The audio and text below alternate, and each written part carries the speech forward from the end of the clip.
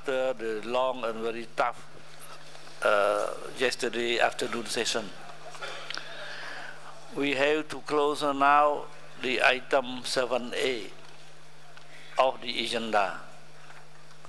However, we still have to go through the list of state of conservation not open for discussion for the Arab region. So I would like, in this regard, to give the floor to Mrs. Dodds. Mrs. Dodds, you have the floor, please. Merci, Monsieur le Président. Bonjour à tous.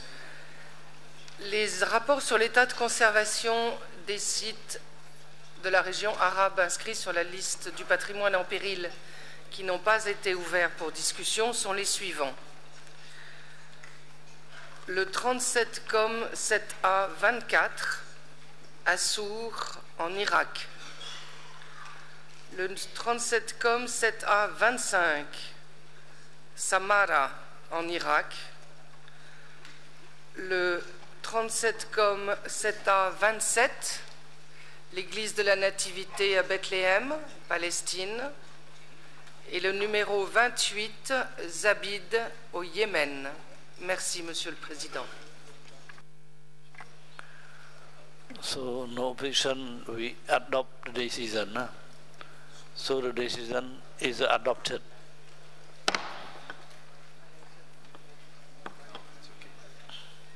So now we come to the agenda 8C.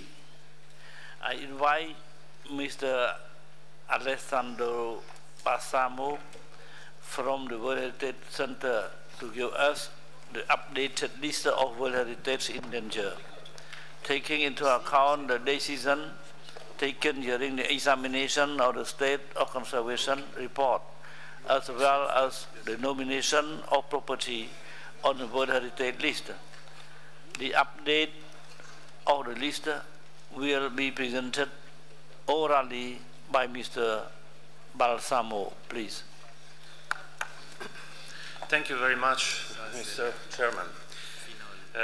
Let me briefly provide you with a customary outline of the decision taken by the committee concerning inscription on the World Heritage List and on the list of World Heritage in danger.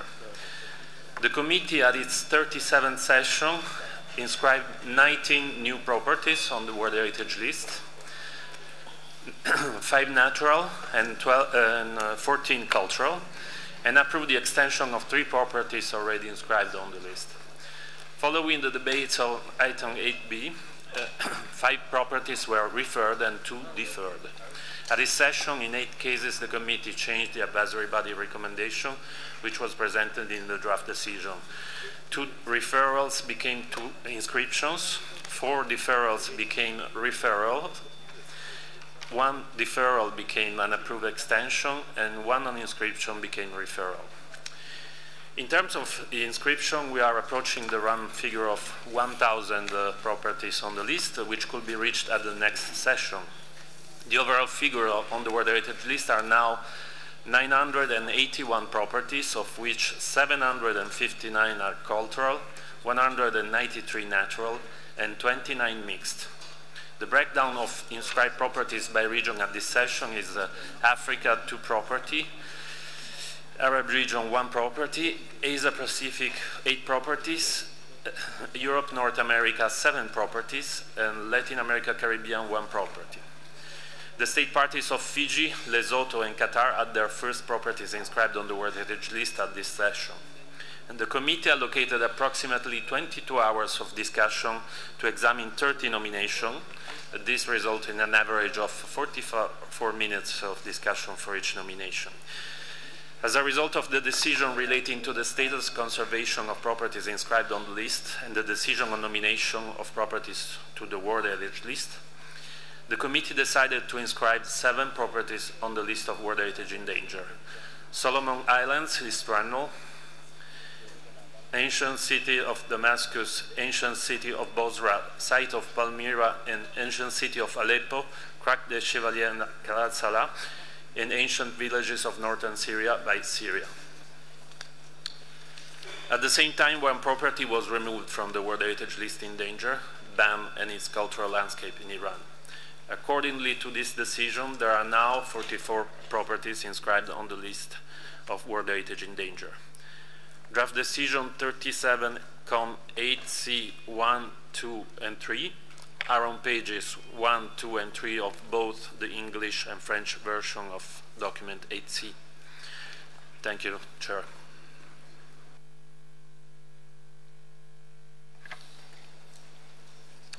Thank you, Mr. Balsamo, for this update. I now invite the State Party to adopt the draft decision 37-8C.1, 37-8C.2, and 37-8C.3. So I open for comment, please.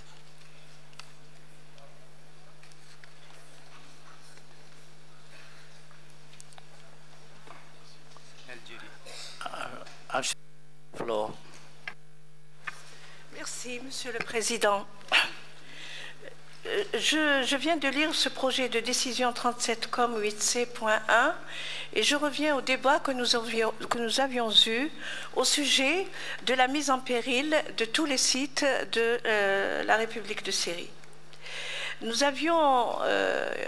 J'ai été convaincue que tous les sites seraient inclus dans une même décision. Pour des raisons d'opérationnalité, j'avais posé cette question. Et on m'avait répondu que tous les sites seraient inclus dans une même décision. Ils sont effectivement inclus dans une même décision, mais ils sont listés un par un. Donc sur le plan de la forme, je propose la République syrienne, ancienne ville de Damas, de Bosra, le site de Palmyre, l'ancienne ville d'Alep, le Krak des Chevaliers et les villages antiques du Nord, et entre parenthèses, l'unique décision. C'est sur le plan de la forme que j'interviens. Merci, Monsieur le Président. Give the floor to Mr. Balsamo. On peut, je pense, mettre la décision dans ces formes-là. Je ne crois pas qu'il y a un problème. C'est au rapporteur après de faire cet ajustement.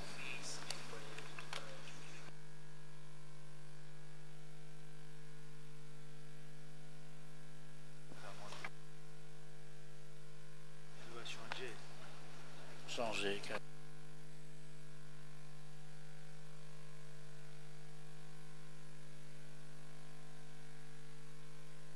More comment, please.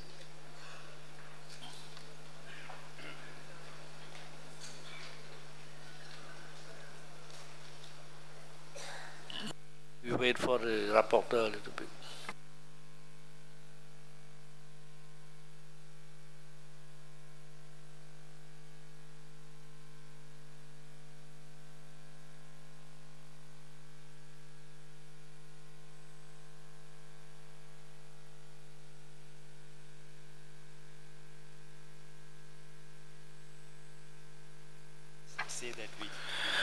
Yes, we agree with the idea raised by His Excellency Ambassador Ashiri.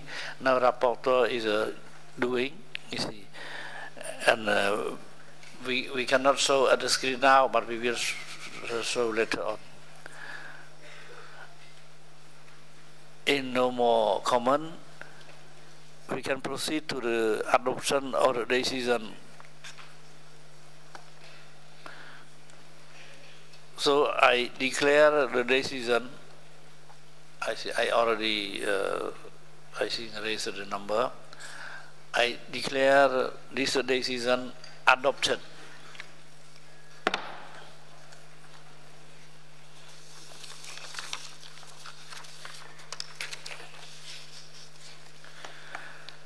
Now we come to the minor modification to the boundary of property already inscribed on the World Heritage List. We can now proceed to the examination of minor modification to the boundary of property already inscribed on the World Heritage List. You will find all the related draft decision in document 8B.8. I am going to call again on IUCN and ICOMOS to be very concise in their presentation, as you will be allocated only 1 minute to present each minor modification. So I thank you in advance for your cooperation, please. You have the floor. IUCN. ICOMOS first, yeah, please. Thank you, Mr. Chair. ICOMOS will begin and then pass to our colleagues. This proposed binder modification for this mixed site of the Tasmanian wilderness has been nominated under natural criteria only. No details are provided on cultural assets, and it is clear that the proposed new boundary has not been drawn with respect to cultural attributes. ICOMOS understands why there is a degree of urgency to approve this modification in order that the area will be protected. Nevertheless, it is unclear to ICOMOS why the project to develop this extension, on which a large amount of resources have been expended, has not taken account of cultural attributes, nor does it appear that there has been any consultation with Aboriginal communities. ICOMOS would like to note that the Tasmanian wilderness is with us today, as the area was saved from inundation by a dam just before inscription in 1989. The campaign to save it stressed its cultural value as well as its natural value. In the past 10 years, the committee has consistently stressed the need for the state party to consider cultural attributes in a more concerted way and to strengthen cultural heritage capacity. The file acknowledges cultural values require further study and consultation. In very useful discussions with the state party, ICOMOS has been made aware that between 80 to 100 sites are already registered, and that cultural sites, and that hundreds more have yet to be inventoried. It appears that this area along the rivers to the east of the property is particularly rich in cultural sites. Nonetheless, without a formal submission, ICOMOS cannot comment on the way cultural attributes might support outstanding universal value, nor on the protection and management of the cultural assets. Therefore, we recommend that this minor boundary modification is referred back to the state party in order that they may undertake further study and consultation with the Tasmanian Aboriginal community in order to provide detailed information on cultural value and how, of the area and how this relates to the outstanding universal value of the property, and to provide detailed information on the legal provisions for cultural heritage, as well as on the management arrangements of cultural heritage, particularly in relation to the control of access to archaeological sites and sites of cultural significance for the Aboriginal community. Thank you.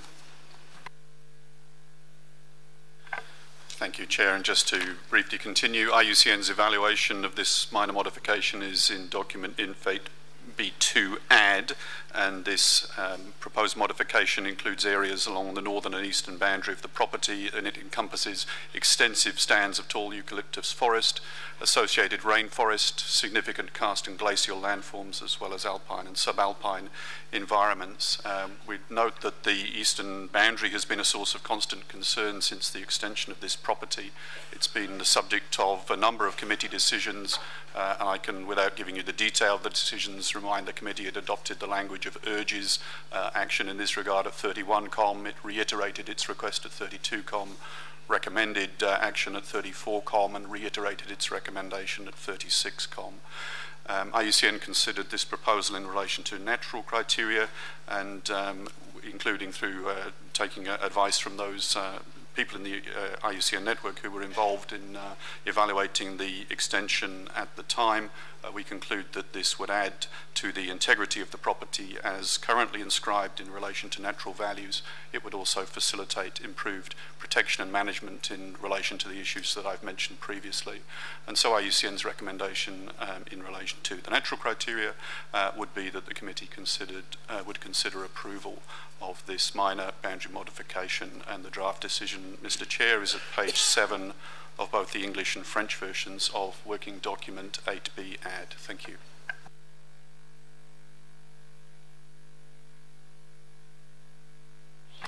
Thank you, IUCN and ICOMOS. If there are objection,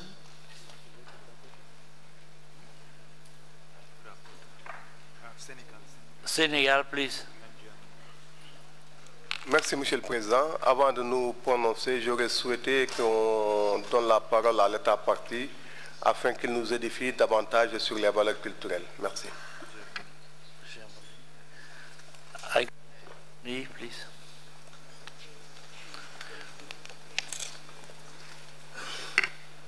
Thank you, Mr. Chairman. We are dealing here with a minor boundary modification, and the article on the operational guidelines on this states a minor boundary modification is one that has not significant impact on the extent of the property, nor it affects its OUV. In no way this paragraph suggests that a minor boundary modification has to be evaluated in a way that it would do for a new nomination. And we believe that the role of a boundary modification is to ensure that OUV is safeguarded or even enhanced. And in the case in front of us, the State Party of Australia is doing something very interesting. The property is seeing threats from outside, and instead of going the way that we have observed in earlier cases, excising parts of the property, it takes the inverse approach. It's adding territory to the property with this, and this will add protection and mitigate threats. This is a very wise step and is to be commended. And the committee has been asking for this boundary modification for a long time. And considering what I've said before, Germany believes that the committee could and should approve this boundary modification today. And I think it's an urgent need for ensuring integrity of that property. Thanks.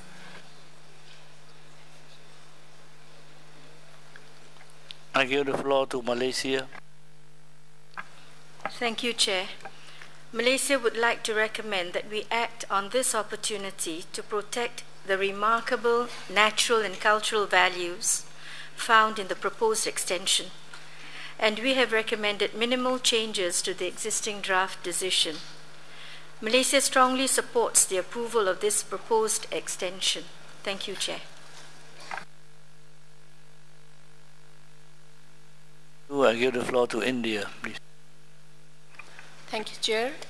India also agrees with Germany and Malaysia and endorses the approval of this boundary. Thank you.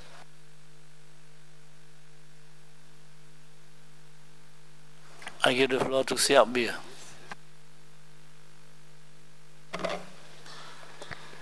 Thank you, Mr. Chair. We would like to welcome the effort made by the State Party to find solution for this recommendation made by the World Heritage Committee in adopted decisions for several years, basically to address a major threat to this property, logging. And State Party was working for several years to find a solution, and we believe that solution is good, and the Tasmanian Forestry Agreement Act is adopted in 2013, and it could help basically that additional habitats important for the rare species will be included. So we strongly support the approval of the minor boundary modification. Thank you. Je donne la parole à l'Algérie. Merci, Monsieur le Président. L'Algérie appuie la Malaisie et l'Allemagne, notamment en ce qui concerne les commentaires faits sur la définition des modifications mineures, et propose que ce dossier soit accepté. Merci, Monsieur le Président. I call on Estonia, please. Thank you, Mr. Chairman. Estonia also strongly supports the planned extension. Thank you.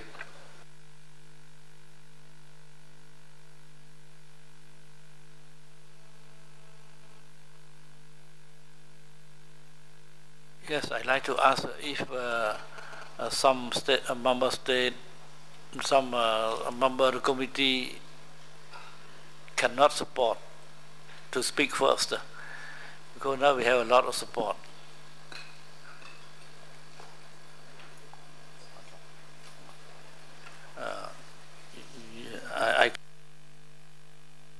Please.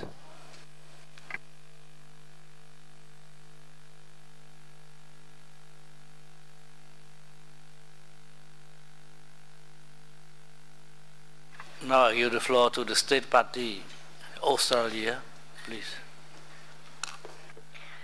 Thank you, Mr. Chair. The questions that have been asked have been about the cultural values and their protection within the property.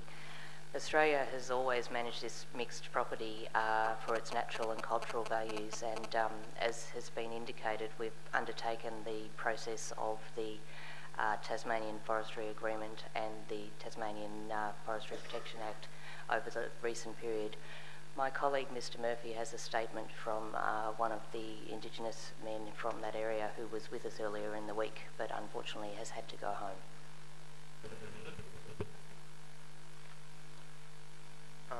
I have a statement from Rodney Dillon. He's a Tasmanian Aboriginal man. He was born near to this country and knows it well. For Tasmanian Aboriginal people, heritage is of crucial importance to their culture. Much of their history and culture has been destroyed and cannot be returned. The Aboriginal culture existed for thousands of years, and the heritage is what they have left. If Aboriginal heritage is destroyed, there will be no evidence of their culture for their grandchildren and their grandchildren. There will only be stories left, and no one will be able to visit and understand these special places. It also helps the wider community to understand the past and the present, so that we can go forward together. The heritage that Aborigines of Australia have left is a direct connection to their ancestors. Rodney strongly supports the proposed extension. It is critical to ensuring protection of his culture and history. Thank you. Thank you. I call Rapporteur to present the text.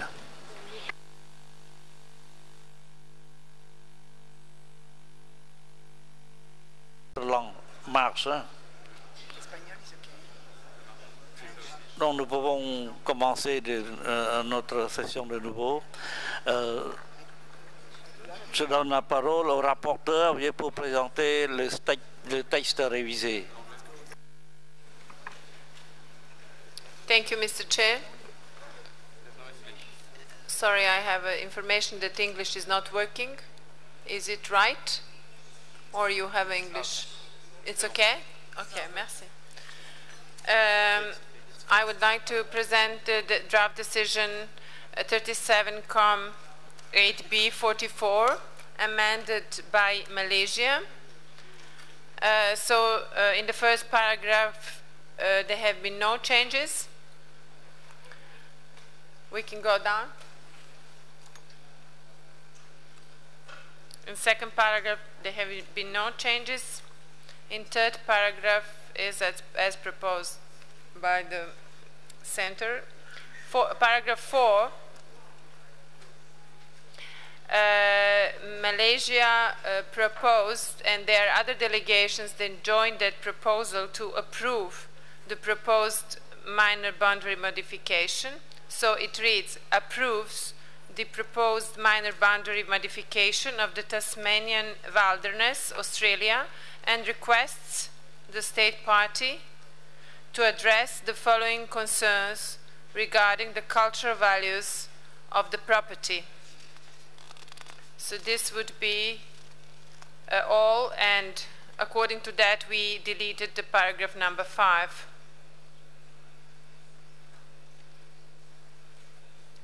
So if, Mr. Chair, there is no objections in the room, you can proceed to the adoptions. Thank you. As there are no objections, I now declare decision 37Com 8B.44 as amended adopted.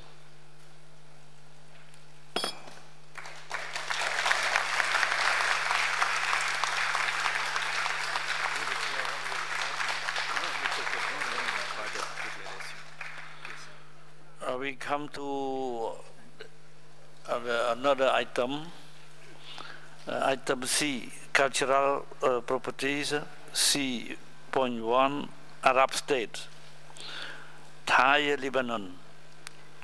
Draft decision 37,8b.45. I now invite ECOMOS to present the proposed minor modification of Thai, Lebanon. ECOMOS, you have 1 minute of law. Merci, Monsieur le Président. Le bien de Tyr, Liban, a été inscrit en 1984 selon les critères 3 et 6. À cette époque, aucune délimitation exacte n'avait été définie pour le bien. On avait seulement constitué une liste d'un ensemble de vestiges archéologiques, regroupés en 2 zones distinctes, le site de la ville et le site d'Albas. Le bien a attiré l'attention du Comité du patrimoine mondial depuis 1995 en raison de rapports sur des projets de modernisation dans le vieux port du centre historique de la ville, qui étaient susceptibles d'affecter les vestiges sous-marins. Pour cette raison, la création d'une zone de protection pour l'archéologie sous-marine a été demandée à plusieurs reprises, en vue de protéger les vestiges submergés. De même qu'une carte archéologique a été demandée pour l'ensemble du site de Tyr afin de pouvoir mieux définir les limites du bien inscrit. En 2010, le Comité du patrimoine mondial a adopté la déclaration rétrospective de valeur universelle exceptionnelle du bien et a pris note de la clarification des limites proposées. Le Comité pria instamment l'État partie d'établir officiellement une zone de protection maritime. Suivant. En 2011, le Comité a encouragé l'État partie à établir aussitôt que possible une zone tampon pour protéger le bien des développements tant urbains que portuaires excessifs et à cette fin de soumettre une demande de modification des limites. En 2012, le Comité du patrimoine mondial a prié l'État partie de compléter la procédure de définition d'une zone tampon du bien et également de soumettre une demande de modification mineure des limites du bien à cette fin. Suivant, s'il vous plaît. Diapositive suivante, merci. En 2013, l'État partie a soumis la présente demande de modification mineure des limites pour être soumis à évaluation. Cette demande contient 3 aspects différents. Tout d'abord, une nouvelle clarification des limites du bien tel qu'inscrit en 1984, mais avec retrait de la carte soumise en 2010 et réduction d'un certain nombre de parties significatives. Ensuite, la proposition d'une modification mineure des limites qui inclut une partie des vestiges archéologiques sous-marins au niveau de la vieille ville, mais seulement une partie limitée de ceux-ci. Et enfin, la proposition de création d'une zone tampon pour le bien inscrit qui s'étend sur 2 communes distinctes, dont la totalité de celle de Tyr. L'ICOMOS recommande que l'examen de la proposition de modification mineure des limites de la zone tampon proposée pour Tyr soit renvoyé à l'État partie afin de lui permettre d'envisager d'inclure dans le bien l'archéologie sous-marine en suivant les limites de la zone de protection d'archéologie maritime qui fait actuellement partie d'une zone en cours d'approbation, ainsi que les vestiges de la tour située le long de la rue Amra, les vestiges réenfouis de la basilique byzantine et de l'aqueduc, afin d'élaborer une carte archéologique complète et mise à jour indiquant les vestiges physiques, les zones à potentiel archéologique d'après les résultats des investigations les plus récentes et les zones protégées classées qui pourraient servir de référence fiable pour la modification des limites du bien. Ensuite, d'envisager la création d'une zone tampon maritime qui n'existe pas sur la base de la protection maritime et de la protection côtière qui correspondent à des zones maritimes définies. Ensuite, de préparer une carte du district de Tyr incluant les municipalités adjacentes et dont le territoire a déjà livré des vestiges archéologiques ou possède un potentiel archéologique. Enfin, de fournir des informations détaillées sur la manière dont la zone tampon fonctionnerait pour contribuer à la protection et au maintien de la valeur universelle exceptionnelle du bien dont toutes les parties prenantes sont intéressées. Merci, Monsieur le Président. If there are no objections, I now declare decision 37,8b.45 adopted.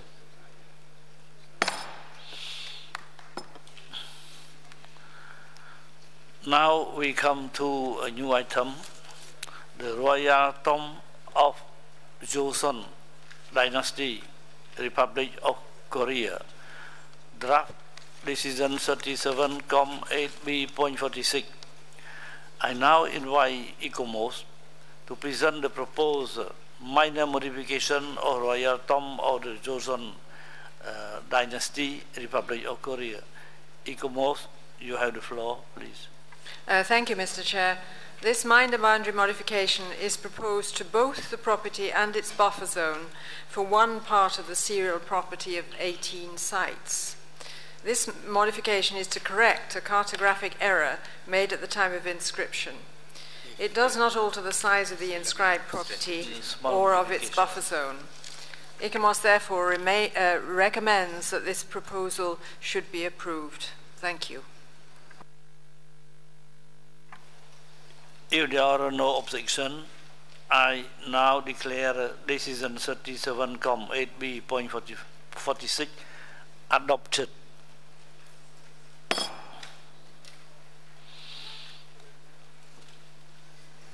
We came to the new item, Town of Luang Prabang, Lao People's Democratic Republic.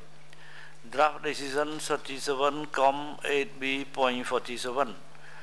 I now invite ECOMOS to present the proposed minor modification of the Town of Luang Prabang, Lao People's Democratic Republic. ECOMOS, you have the floor. Thank you very much, Mr. Chairperson. In 2007, a reactive monitoring mission visited the property to assist the authorities in light of illegal construction which had occurred. The mission recommended an immediate moratorium on some of the most problematic development projects and the revision of the urban plan. The mission also recommended the establishment of a buffer zone and the redefinition of the property boundaries in line with the area managed by the safeguarding plan. The request for boundary modification submitted by the state party responds to these recommendations. Next slide, please. The boundary modification increases the size of the property from 750 hectares to 820 hectares, and the proposed buffer zone of 12,560 hectares amply surrounds the property in all directions. Next slide, please. ECOMOS recommends that the proposed minor boundary modification to the boundary and the buffer zone of the town of Luang Prabang, Lao People's Democratic Republic, be approved. Thank you.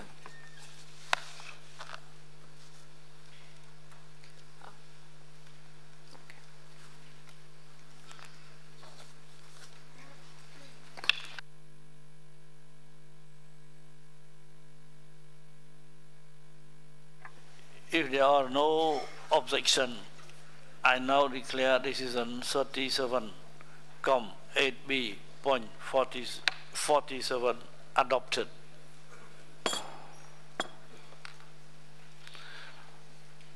Now we come to Baroque Church of the Philippines. Draft decision 37,8b.48. I now invite ECOMOS to present the proposed minor modification of the Baroque Church of Philippines. ECOMOS, you have the floor. Thank you very much, Mr. Chairperson. The 4 Baroque churches in the Philippines were inscribed in 1993 on the basis of maps provided, which outlined the areas of the zones proposed for inscription. It was assumed that these zones described the boundary of the property while no further protection in form of buffer zones had been defined.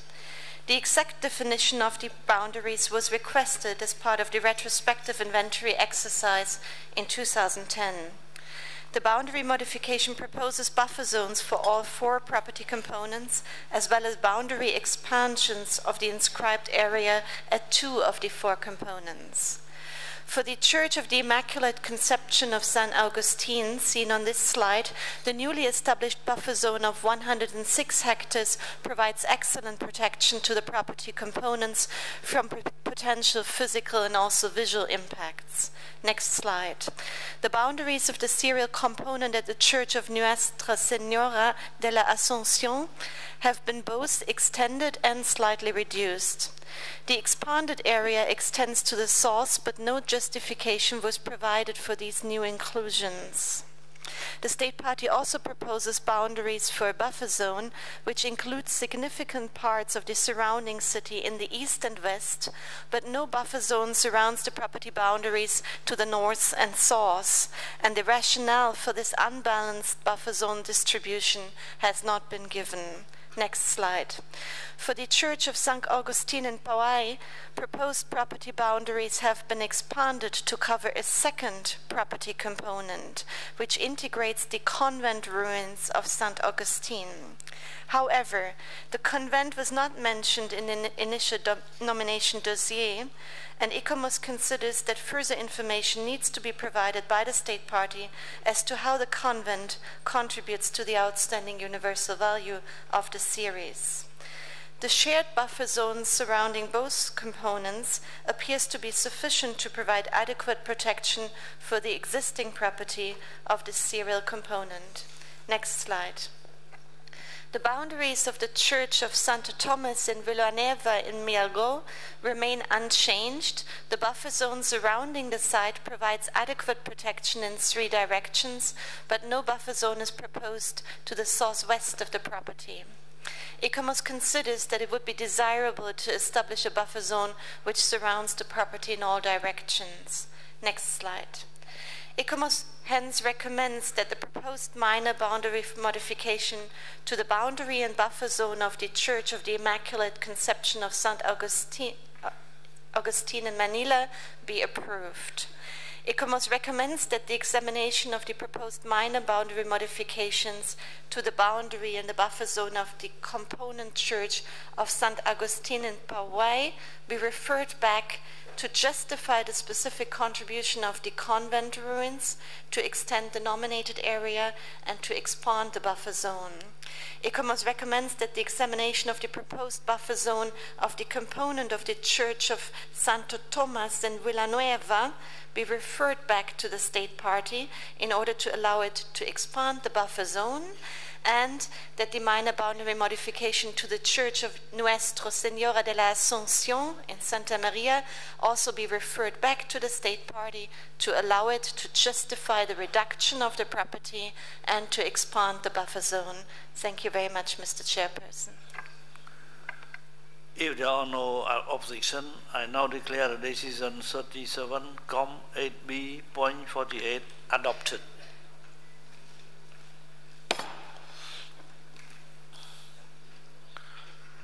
Now we come to Amiens Cathedral, France.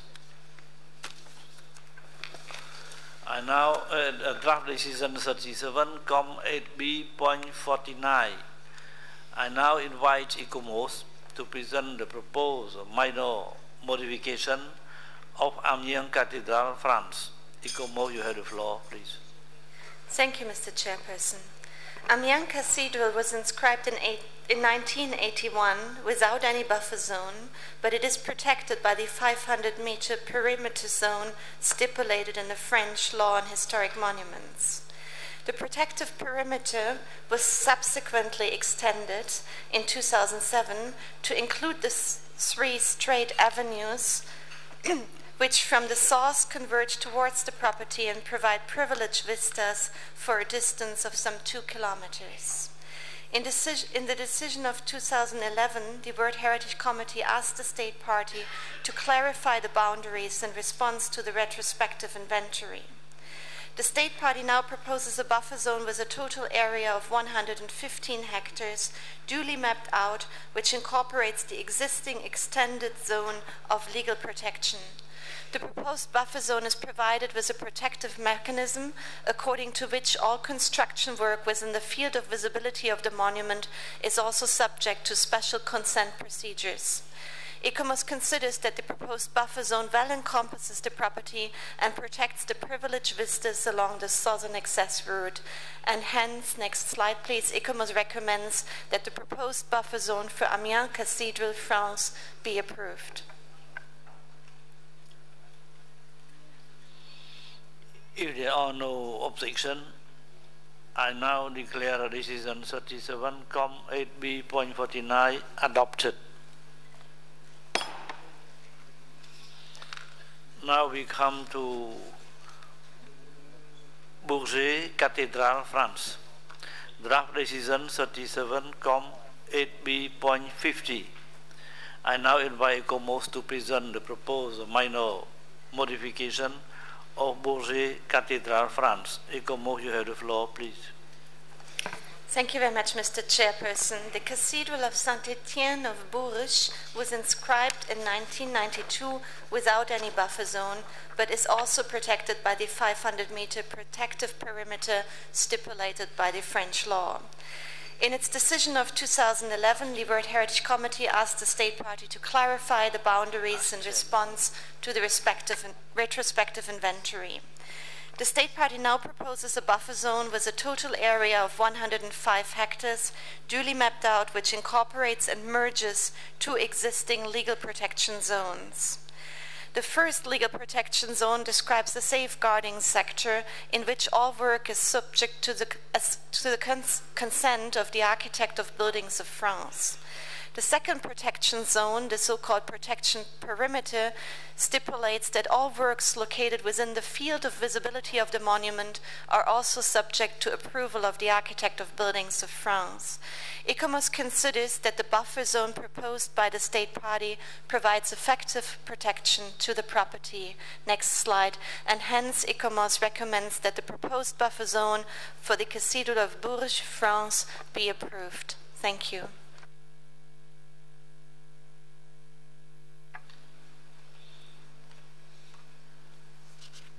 If there are no objection, I now declare decision 37,8b.50 adopted.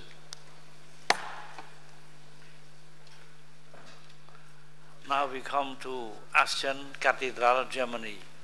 Draft decision 37,8b.51. I now invite ECOMOS to present the proposed minor modification of Aachen Cathedral, Germany. ECOMOS, you have the floor, please. Merci, Monsieur le Président. La cathédrale d'Aix-la-Chapelle a été inscrite en 1978. À l'époque de l'inscription, aucune zone tampon n'a été définie par ce bien du patrimoine mondial. En 2009, l'État partie a demandé une modification des délimitations du bien du patrimoine mondial ainsi qu'un changement de nom, indiquant au passage qu'une zone tampon était en préparation. Le Comité du patrimoine mondial a décidé de ne pas approuver la modification mineure des limites proposées à cette époque, considérant qu'elle aurait eu un impact négatif sur la signification et l'étendue du bien quant à sa valeur universelle. En 2012, le Comité du patrimoine mondial a pris note de clarifications concernant les limites du bien inscrit. Maintenant, en 2013, l'État partie a soumis une proposition d'établissement d'une zone tampon pour le bien inscrit. Suivant. La zone tampon proposée a vocation à préserver l'intégrité visuelle du bien inscrit. Elle englobe le tissu urbain essentiellement médiéval dans l'enceinte de la route circulaire intérieure, qui marque l'emplacement des anciennes douves de la ville. Et elle s'étend à un certain nombre d'éléments extérieurs, rues et monuments. Toutefois, la documentation complémentaire fournie n'étant pas dans l'une des deux langues de travail de la Convention, il n'a pas été possible de mener plus avant l'évaluation de cette demande de modification mineure. Suivant. Aussi, l'ICOMOS recommande que l'examen de la zone tampon soit renvoyé à l'État partie afin de lui permettre d'expliquer les motifs ayant guidé l'incorporation à la zone tampon de certaines rues et de certains monuments situés par-delà la route circulaire intérieure, d'expliquer en détail le fonctionnement des zones de protection et les mesures qui sont mises en place, notamment pour garantir l'intégrité visuelle, enfin d'expliquer le fonctionnement de la protection et l'autorité qui est en charge de l'appliquer. Je vous remercie, Monsieur le Président.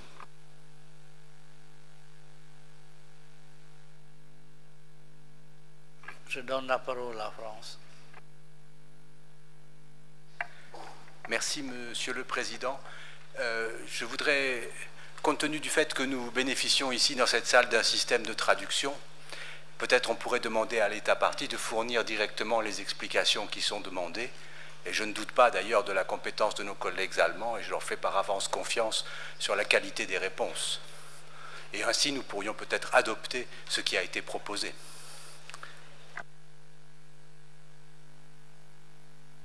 If you have more comment, please. Donc, j'invite l'État partie Allemagne de faire les commentaires.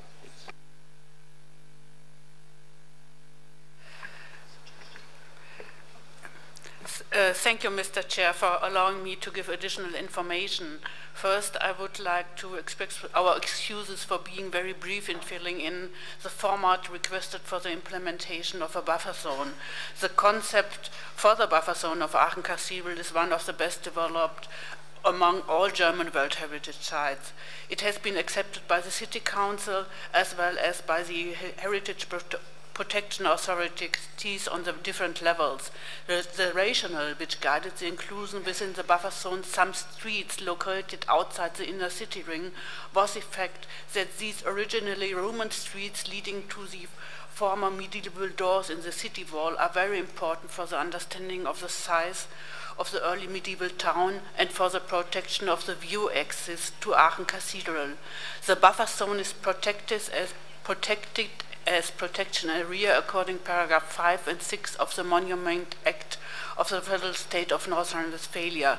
The responsible authorities for implementation of the regulations and the coordination is the municipality of Aachen in connection with the heritage protection authorities on the local and regional level. There's a comprehensive statute for the conservation area with detailed explanation how the regulations works. We will submit, of course, a summary in one of the working languages as soon as possible. Thank you, Mr. Chair.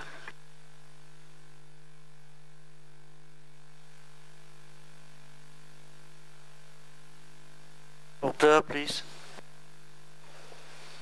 Can we have it on the screen, please? Thank you.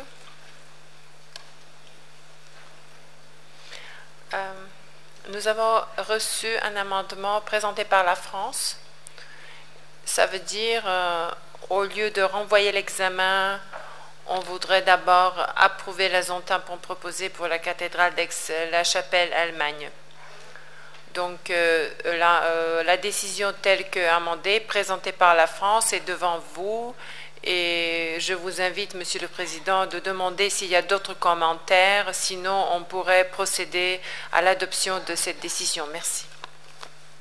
Merci, rapporteur. S'il y a plus de commentaires. Oui, le texte révisé est déjà présenté.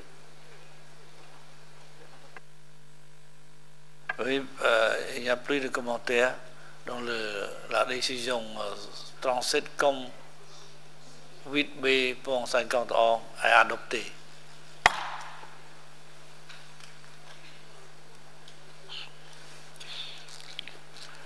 Now we come to Historic Center of Warsaw, Poland. Draft decision 37.8B.52. I now invite ECOMOS to present the proposed minor modification of the Historic Center of Warsaw, Poland. ECOMOS, you have the floor. Merci, Monsieur le Président. Le centre historique de Varsovie, d'une superficie de 26 hectares, comprend la vieille ville médiévale à l'intérieur de ses fortifications. La ville extramuros est soumise à des pressions dues au développement, notamment des constructions de grande hauteur, toujours plus nombreuses, qui marquent de plus en plus le panorama urbain. Il n'existe actuellement pas de zone tampon ni de plan d'aménagement pour protéger le bien inscrit de l'impact de ce développement urbain, notamment les vues sur les remparts et les vues depuis les remparts. La modification proposée avec une zone tampon de 667 hectares entoure le bien pour préserver justement les relations spatiales entre le centre historique et les ensembles plus récents, et ainsi de protéger le panorama. La zone tampon est effectivement clairement délimitée et ses limites géographiques paraissent satisfaisantes. Mais l'ICOMOS considère que la proposition de zone tampon doit être assortie d'une protection légale pour son ensemble, conformément au paragraphe 104 des orientations, ce qui n'est pas encore le cas, à notre connaissance.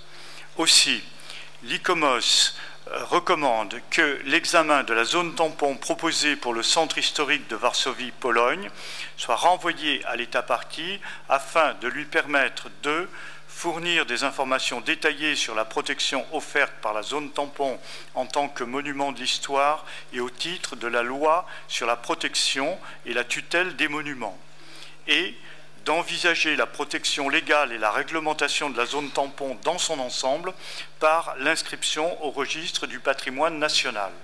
Merci, Monsieur le Président. I open the floor for comment. No comment.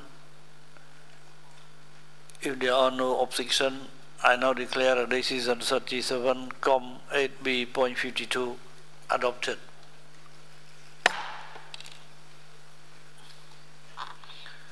We come to garrison border town of Elva and its fortification, Portugal. Draft decision number 37,8b.53. I now invite ICOMOS to present the proposed minor modification of the garrison border town of Elvas and its fortification, Portugal. ICOMOS, you have the floor, please. Merci, Monsieur le Président. Le site fortifié d'Elvas couvre de manière extensive un ensemble de grande ampleur construit du XVIIe au XIXe siècle. C'est l'un des plus vastes de ce type dans le monde. La déclaration de valeur universelle exceptionnelle approuvée par le Comité de 2012 notait: les vues des fortifications à distance et entre elles sont vulnérables à de nouveaux développements et l'intégrité visuelle du bien a besoin d'être protégée par une zone tampon légèrement élargie avec des contrôles adéquats. Elle précisait également qu'il est nécessaire d'élargir la zone tampon afin de protéger les vues entre le fortin Sao Domingo et le fort de Gracia. L'ICOMOS considère que l'extension proposée bénéficiera de la même protection que la zone tampon d'origine et qu'elle est conforme aux éléments requis en matière de protection et de gestion des zones tampons.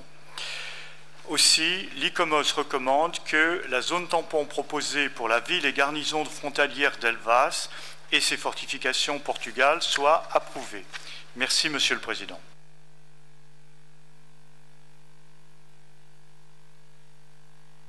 If there is no objection, I now declare decision 37,8b.53 adopted.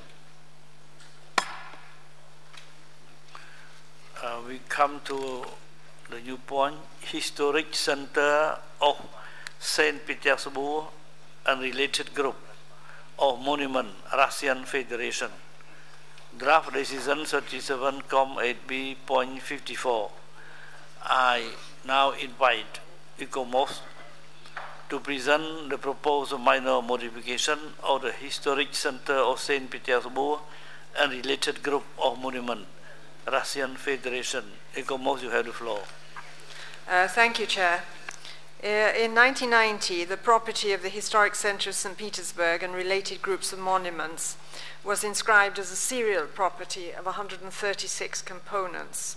These are spread out over a large area around St. Petersburg, some up to 100 kilometers from the city centre. The Historic Centre of St. Petersburg is the largest component of this serial property and the only one with defined boundaries at the time of inscription. In 2006, the World Heritage Committee requested the state party to submit a precise definition of the boundaries of the inscribed components and of their respective buffer zones. Between 2007 and 2009, the state party submitted this cartographic documentation in which the delimitations of the boundaries of the main component of the Historic Centre of St. Petersburg were different from those presented at the time of inscription. Since then, there have been 2 reactive monitoring missions to the property which have discussed these issues. These were in 2009 and 2010. Next slide, please. Following these missions, the committee requested the state party to explore 2 options for the boundary clarifications or modifications. The first option was to reduce the boundaries of the 1990 inscription and renominate the property. The second option was to retain the boundaries of the 1990 inscription and to modify them to bring them in line with national legal status. The committee also recommended the organization of an international expert forum to evaluate proposals. Such an expert forum was set up, and an ICOMOS expert was present at 2 of its meetings. This forum opted for the second option of keeping the boundaries as at the time of inscription and modifying them to bring them in line with the legal zones in force. The state party states that this process has allowed the boundary to be clarified through extending it in some places and decreasing it elsewhere. The present request for a minor boundary modification is for the main component part of the property only, and is therefore a preliminary step towards strengthening the protection of the property. The buffer zone remains to be addressed. Within this request for a boundary modification, the overall size of the main component is reduced from 4,034 hectares to 3,934 hectares, which is a reduction of 100.2 hectares. Next slide, please. Next slide, please. ICOMOS recommends that this minor boundary modification be approved. Thank you, Mr. Chair. If there are no objections... I beg your pardon. Can we just... I'm so sorry. Could I just touch on the following slide? ICOMOS further recommends that the state party give consideration to the 4 issues, which is modifying the protection zones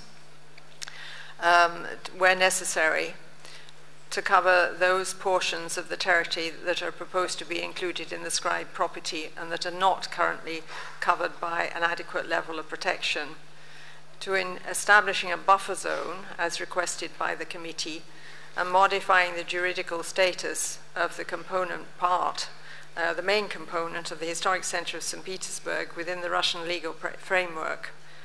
And fourthly, to developing a comprehensive management framework for the entire inscribed property, together with a management plan on the basis of a detailed urban and safeguard plans to be elaborated as early as possible. Thank you.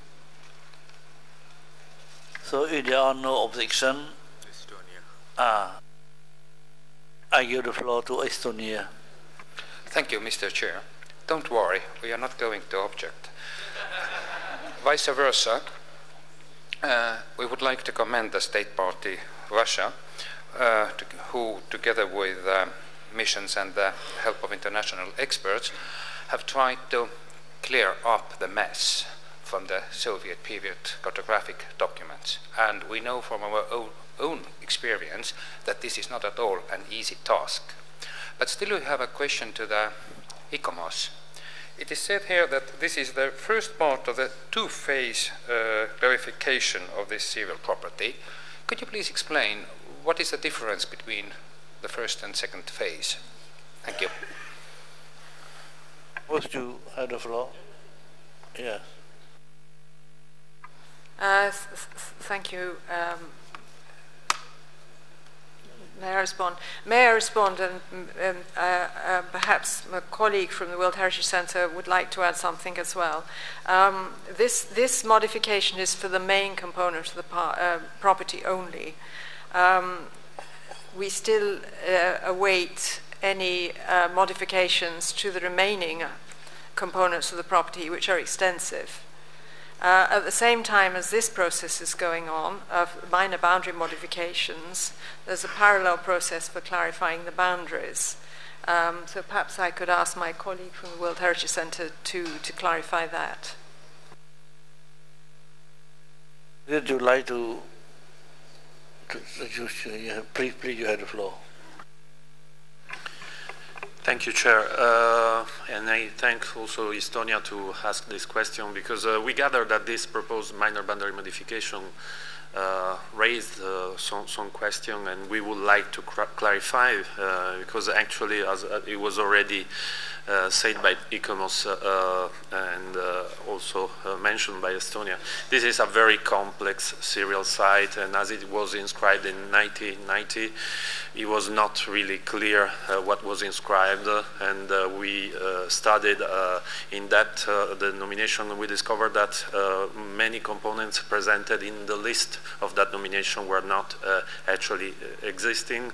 So we asked the state party to work on this, and actually, as it was mentioned, an expert forum established a working group in which are included also ICOMOS and the World Heritage Center to work together towards a clarification of the boundaries.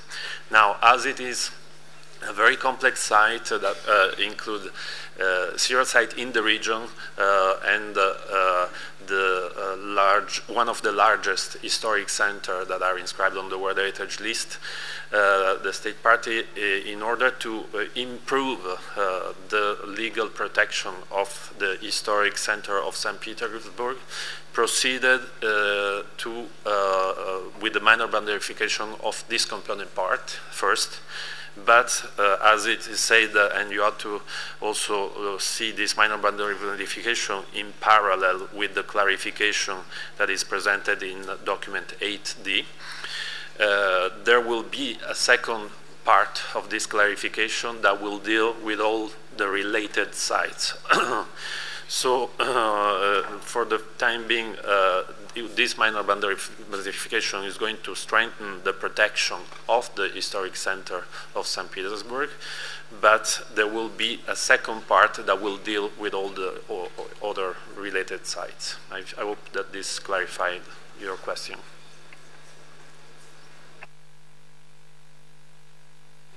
Any more comment? Rasir, please. You have the floor. Нет, у меня нет замечаний, у меня слова благодарности в адрес Центра всемирного наследия и КАМОС за большую и качественную работу, которую они проводили и проводят по модификации границ объекта исторический центр Петербурга и смежные группы памятников, и также по инвентаризации, собственно, этого большого громадного наследия. Еще раз спасибо.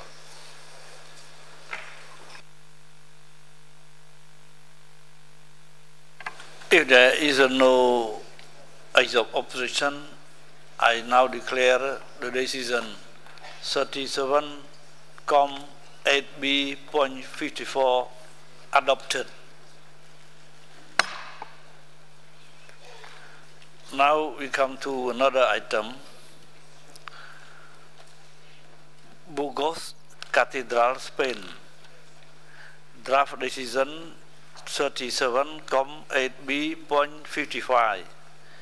I now invite ICOMOS to present the proposed minor modification of Burgos Cathedral, Spain. ICOMOS, you have the floor. Thank you, Mr. Chair. Burgos Cathedral was inscribed in 1984 with no buffer zone. In 1993, part of the route of Santiago de Compostela serial property was inscribed also in Burgos, and these two properties overlap to a degree.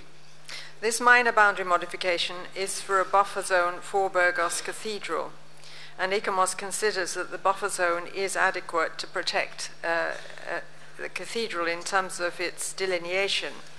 However, the management arrangements are not clear, nor is the relationship between the Burgos Cathedral property and the component part of the serial property.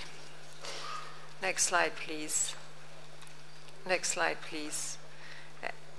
ICOMOS therefore recommends that the examination of this proposal be referred back to the State Party in order to allow it to provide a detailed overview of the site management arrangements for the proposed buffer zone in relation to both World Heritage properties, and also to provide a map showing the relationship between the two World Heritage properties, the Burgos Cathedral and the route of Santiago de Compostela within Burgos. Thank you.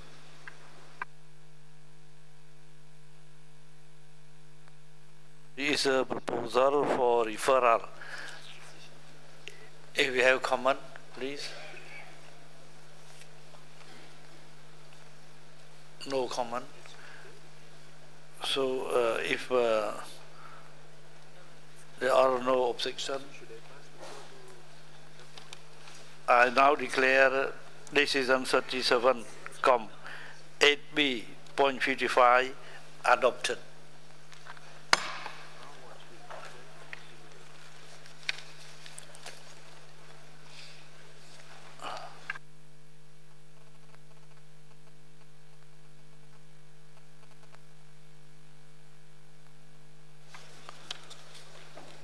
So we come to the new item. Statement of outstanding universal value of the 4 property inscribed at the 36th session, St. Petersburg, and not adopted by the World Heritage Committee.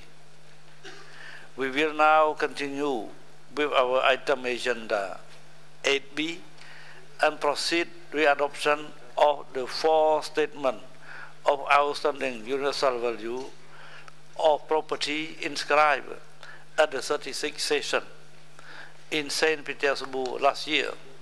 You will find the 4 statements in document 8B.8.2. I now invite Mr. Balsamo from the Center to present this point. Mr. Balsamo, you have the floor. Thank you, Mr. Chair.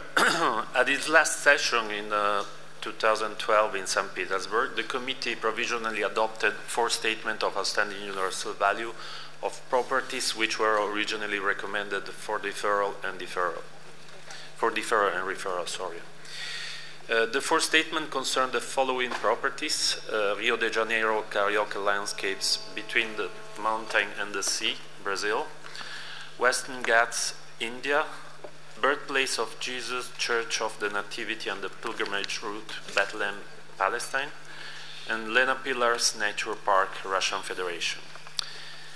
The documents relating to this point are 8B at 2 and 8B at 2 core. We issued and distributed to you document 8 at 2 core as we proceeded to a minor correction to the text concerning the integrity of Lena Pillars Nature Park. The 4 statements are now ready for adoption by the committee in agreement with all the state party concerned. Draft decision 37,8B56 is on page 2 of the English and page 1 of the French version of document 8B at 2. Thank you. I give Germany, please. Thank you, Mr. Chair. Germany supports this resolution and is ready to take part in the adoption of this decision.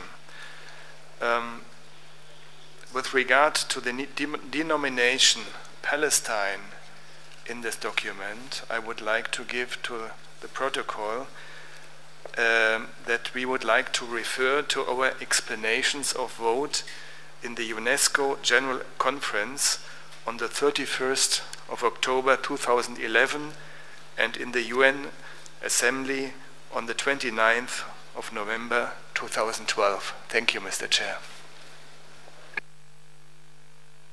Je donne la parole à la France. Merci, Monsieur le Président.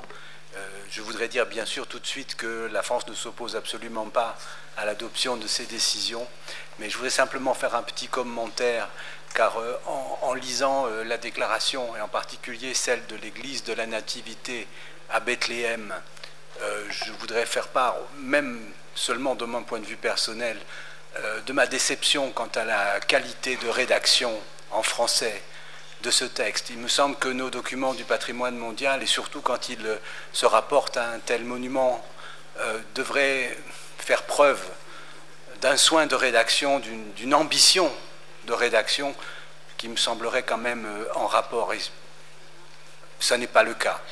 D'ailleurs, je voudrais faire aussi une autre petite remarque. Il me semble que ces déclarations sont bien souvent trop longues et qu'il faudrait qu'elles aient un esprit de synthèse et de concision plus marqué. Je vous remercie, Monsieur le Président. Il y a d'autres commentaires, please? Non. I call on rapporteur, please.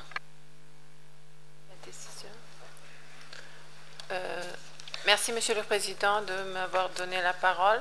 J'ai juste un ajout technique. Ici, il s'agit de la décision 1337 comme 8B addendum de corrigendum, qui portait uniquement sur l'intégrité du bien de Fédération de Russie, parc naturel des colonnes de la LENA, qu'on a ajouté à ce document. Donc, c'est tout ce que j'ai à dire, Monsieur le Président. Vous pouvez procéder à l'adoption de la décision. If there is no objection, I declare the decision 37, 8B.56 adopted.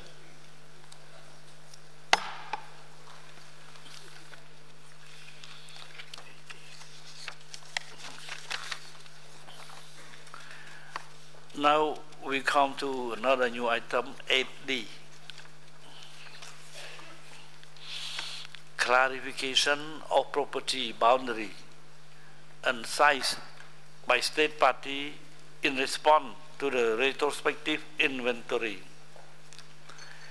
Document WAC 13/37.com/8D.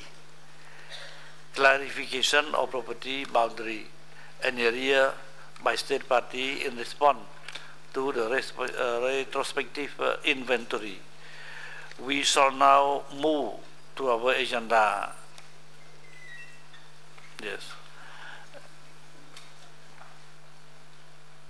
Please refer to document WAC 13.37.com/8D.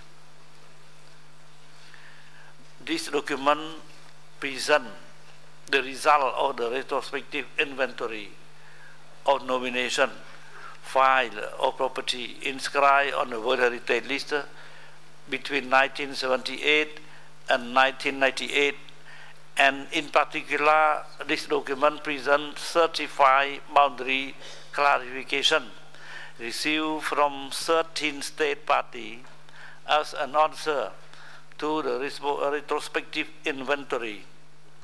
I now invite Mrs. Metzl-Rossler to present the item. Thank you very much, Mr. Chair. The document AD is in front of you.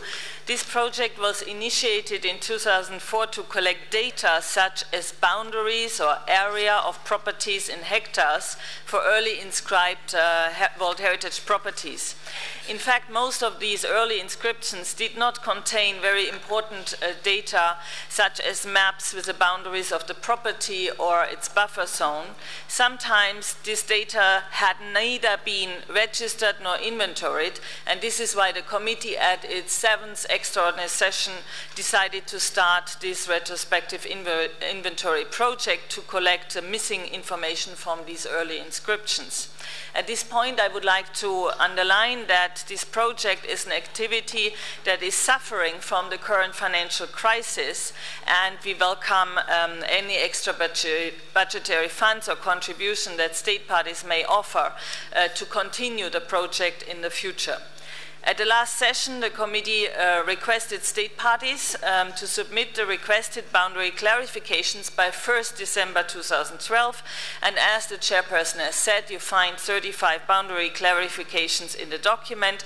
The decision is in front of you on page 3 of the document. Thank you very much.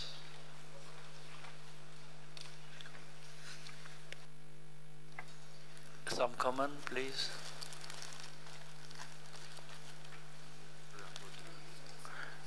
So I propose, if there are no more comment, I propose the adoption of the draft decision 37 Com AD adopted and item 8D closed.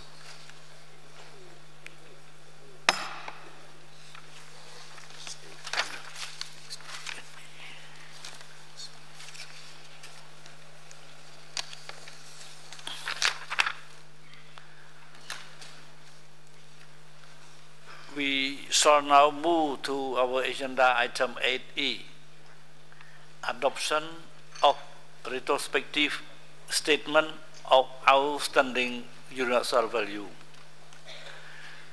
Please refer to document WHC 13/37.com/8E. This document presents the draft decision concerning the adoption of 198 retrospective statement of outstanding universal value submitted by 58 state parties for properties which had no statement approved at the time of their inscription on the World Heritage List. The retrospective statement of outstanding universal value are included in the Annex 1 of this document. I now invite Mrs. Bastille-Rosler to present the item. Please. Thank you very much, Mr. Chair. You have two documents in front of you, 8E and 8E add. This document contains 196 retrospective statements of outstanding universal value from 58 state parties for properties which so far had no statement approved at the time of the inscription on the World Heritage List. In the addendum 8E add, you have two further retrospective statements of OUV which had been submitted according to the deadline and should be adopted with the other statements.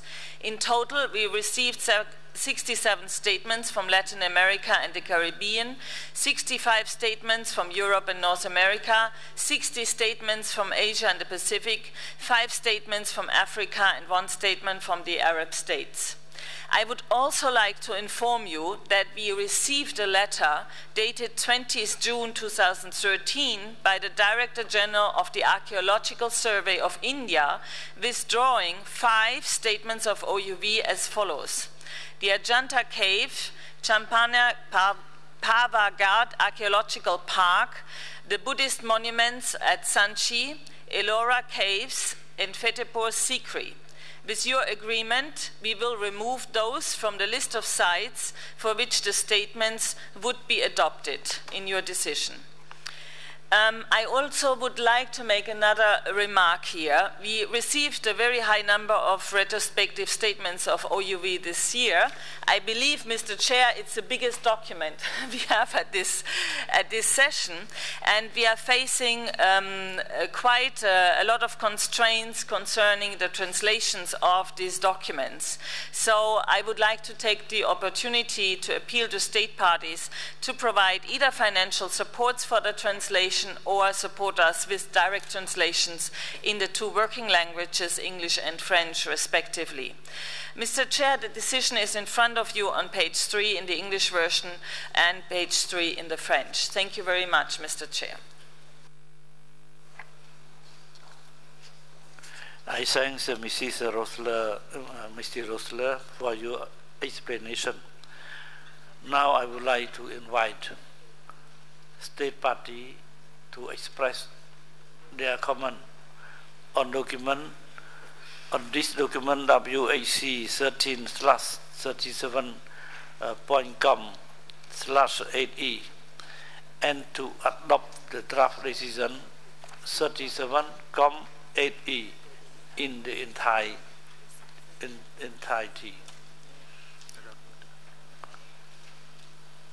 No comment. Rapporteur, please. Thank you, Mr. Chair. I would just like to show the changes in the document. So this is the 37.8E, and please go down. We want to show that we strike out as it was explained by the Secretariat, the 5 sites proposed by India. Okay? So this is, we are going to take out these. And now, Mr. Chair, you can proceed to the adoption of this document. Thank you very much.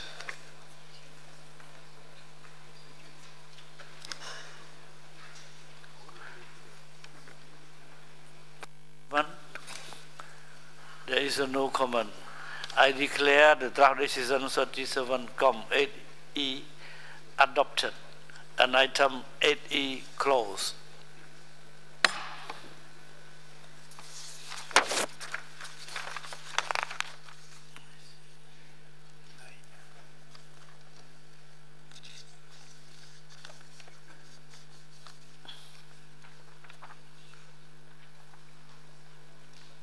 We can now move to the next item of our agenda, item 9, which concerns the progress report on the upstream processes. This is a document WAC 13/37.com/9 that you have in front of you. I would like to invite Mr. Rao to briefly present this item. Mr. Rao, you have the floor, please. Thank you very much, Mr. Chairman. This document on the upstream process continues the work that was initiated within the framework of the reflection on the future of the convention, and one of the recommendations from that process was that nominations facing significant problems should be reduced. The number of nominations facing such problems should be reduced, and therefore the committee approved the initiation of an experimental voluntary process of providing upstream support to states parties for developing good nominations which could then be evaluated and considered by the committee.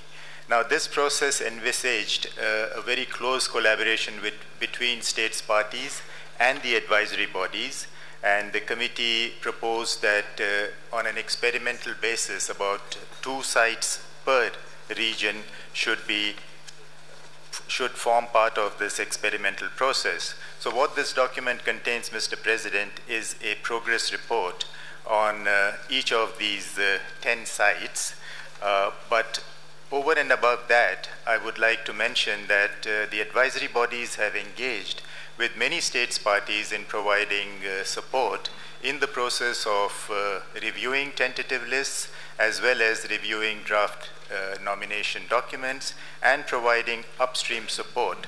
The point I wish to emphasize is that upstream support by the advisory bodies and by the Secretariat is not limited only to these 10 experimental sites, but also to many more sites. And one of the important sites which will come up for consideration next year is the one on the Kapak Nyan, which involves 6 countries. It's a major transnational serial nomination, as well as the Silk Road nomination, which in the first phase involves 6 countries, but would also extend later on to an additional 6 countries. So these are huge transnational nominations which require a lot of support from the advisory bodies and the Secretariat, and that support is being provided. Mr. Chairman, the other point to note is that among these 10 sites which formed part of the initial so-called experiment on a voluntary basis, one of the sites was inscribed. The site in Namibia was inscribed 2 days ago on the World Heritage List, which established the utility of this upstream support.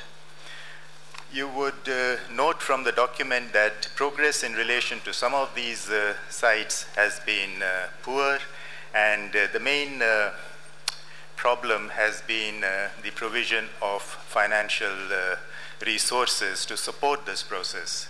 The engagement of advisory bodies in the process on an ongoing basis requires financial commitment, either on the part of the state party concerned or by seeking assistance from the World Heritage Fund, or in many cases mobilizing funds from extra budgetary sources. So that has been the main limiting factor and the main lesson learned from this process. The committee may wish to take note of this progress and support the ongoing process to its conclusion in the future. Thank you, Mr. President.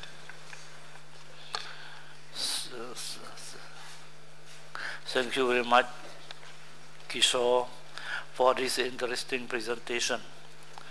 I would like to remind you that we are also invited to adopt the draft decision 37(9) included in point 3 of the document.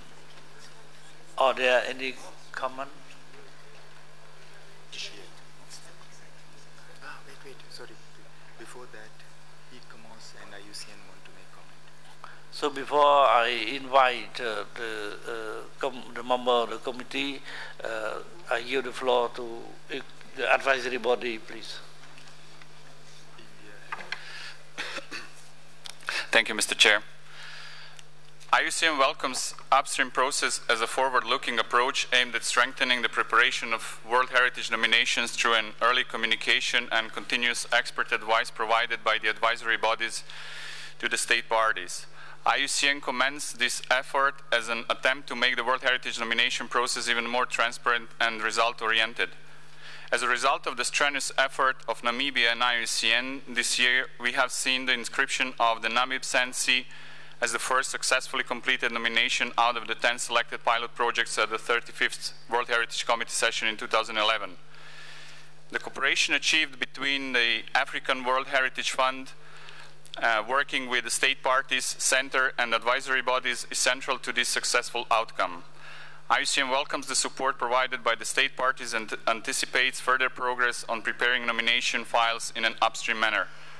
Recognizing various challenges stemming from such an approach, the diversity of selected pilot projects, additional capacity building needs, and resources required for its proper implementation, IUCN remains committed to supporting the state parties in their attempt to enhance their work on World Heritage, such as the joint work on preparing tentative lists and nominations in the Arab region, the IUCN Regional Office for West Asia has contributed to, with the Arab Resource Center on World Heritage in Bahrain, and the support to the 2 upstream projects in Southeast Europe that IUCN Program Office for Southeastern Europe is advising. All IUCN offices are committed to this effort, and the workshop held earlier this year on the IUCN World Heritage Program with the support of the government of Germany discussed how we could adopt new working methods across all of our regional offices and programs.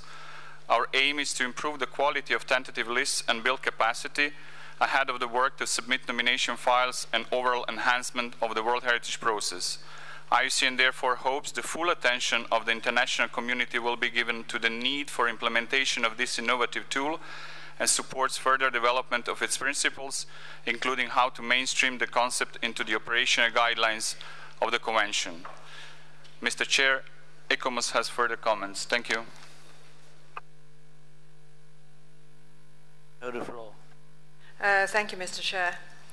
The last committee demonstrated how upstream processes are rapidly becoming mainstream, as the words were included in a committee decision for a nomination from India for the first time. During the last year, ICOMOS has been increasingly requested to offer upstream advice in various formal and less formal ways, as indicated by Mr. Rao. The idea of one-to-one advice associated with an advisory mission appears to us to be a helpful way of engagement with state parties. This work often goes beyond advice on already identified nominations to include advice on the tentative list processes. Furthermore, increasingly, tools that support the nomination process are coming into focus. Thematic studies, for instance, that help state parties with tentative lists and with the comparative studies, and also post-inscription, what might be called downstream work, and midstream work after properties have been referred back to state parties. The limiting factors with this work are resources. Currently, the resources available to the advisory bodies to undertake upstream work are heavily dependent on the support of state parties and on the already oversubscribed International Assistance Fund. Therefore, priorities need to be set, and perhaps there is a need to reflect on the comparative usefulness of various different upstream approaches. How valuable are thematic studies? Should the advisory body's gap study be updated? Is site-specific advice more useful? Should tentative lists be seen as sites that might have the potential to be nominated, subject to greater development of the ability of them to demonstrate their outstanding universal value?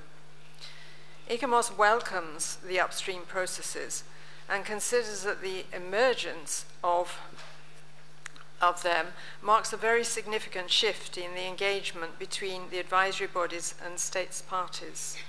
It seems that giving this process a name has opened up positive possibilities and removed the idea of inscription being a confrontational process to one where dialogue at an early stage can be highly beneficial without compromising the overall evaluation process.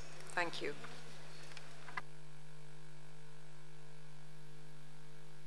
I give the floor to India, please. Thank you, Chair. Let me take note of the efforts of the advisory bodies to engage in a dialogue. That is fundamental to the work that the committee is looking at. It's fundamental to the convention. There is an asymmetry. One of the advisory bodies, IUCN, is an intergovernmental body with regional offices, a much larger structure, and probably better resourced.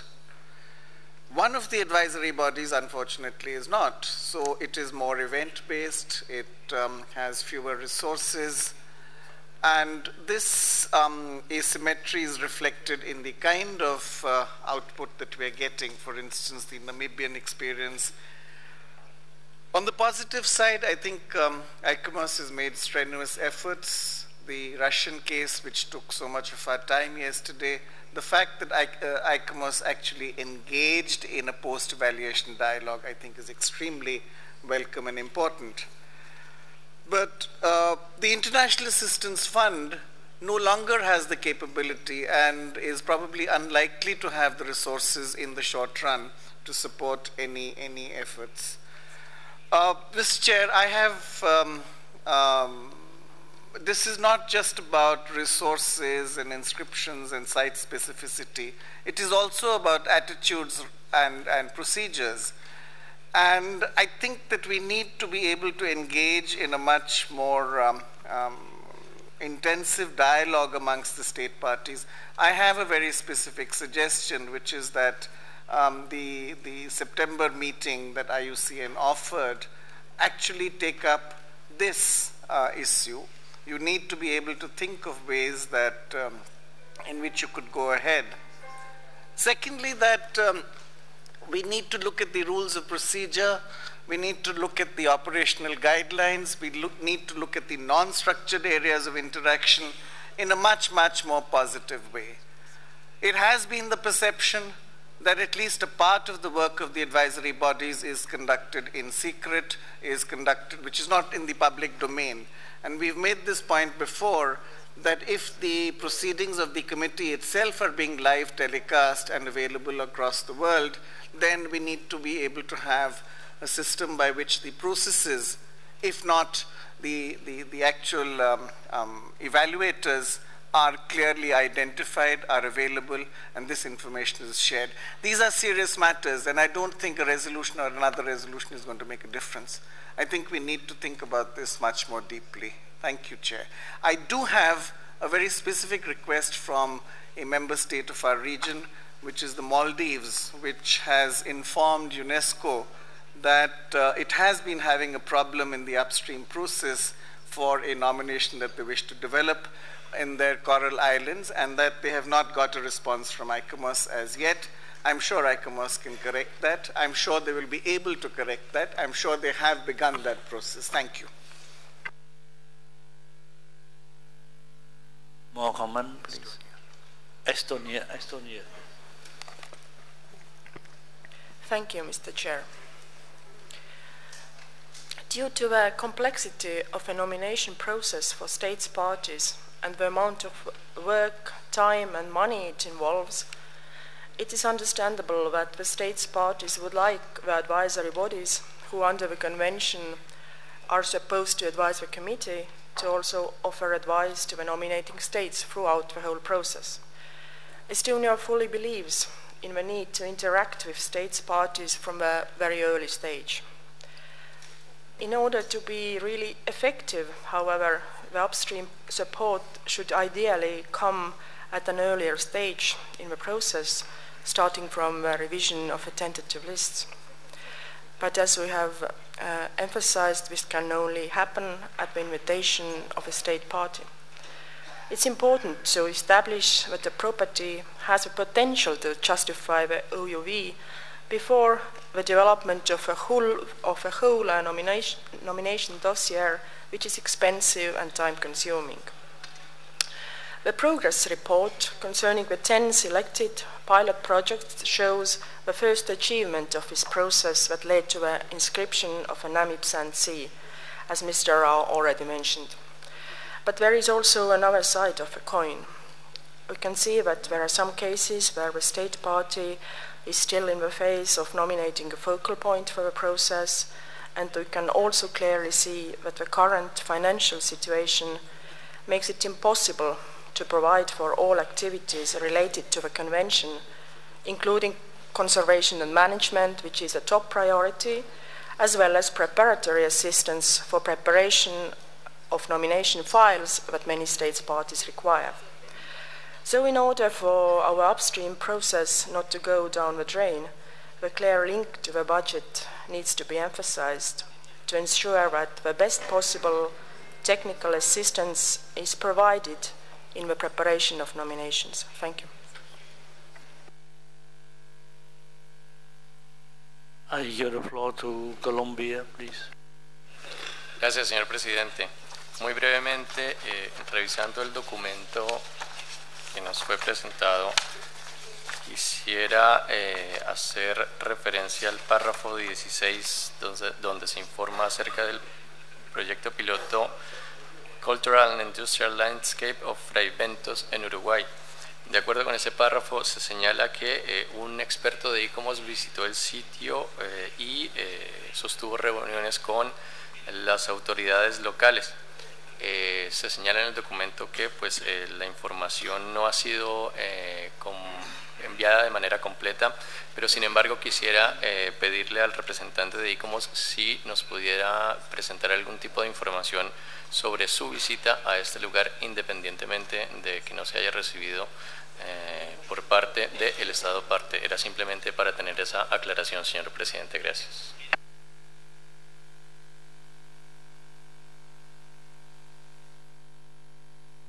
Before inviting ICOMOS, I give the floor to Mexico, please. Muchas gracias, señor presidente. Es un comentario general a partir del comentario del distinguido embajador de la India.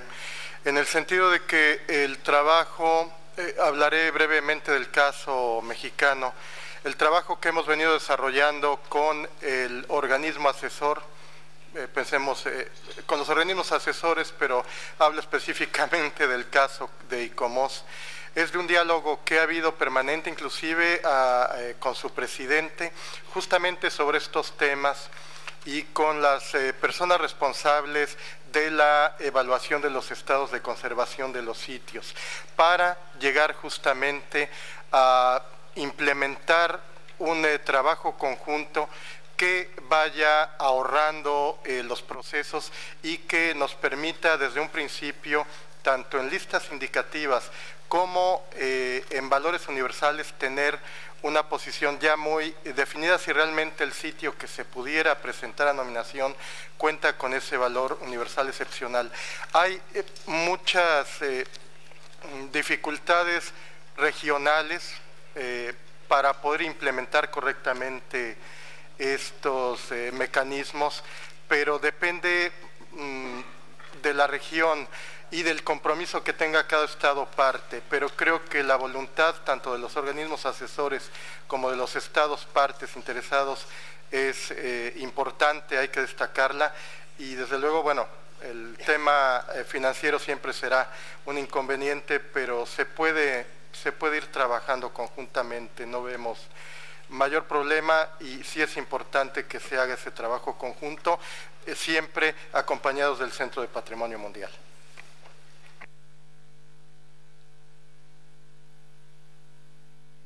Je donne la parole à la Sénégal, please. Merci, Monsieur le Président. Je pense que, comme tout le monde a eu à le dire, les organisations consultatives sont extrêmement importantes pour nous. Bien évidemment, la nature des contacts et des relations est fonction de plusieurs paramètres. L'UICN a des bureaux dans de nombreux pays ou par région, ce qui permet d'avoir un partenaire identifiable pratiquement tout le temps. Et ça facilite beaucoup les contacts.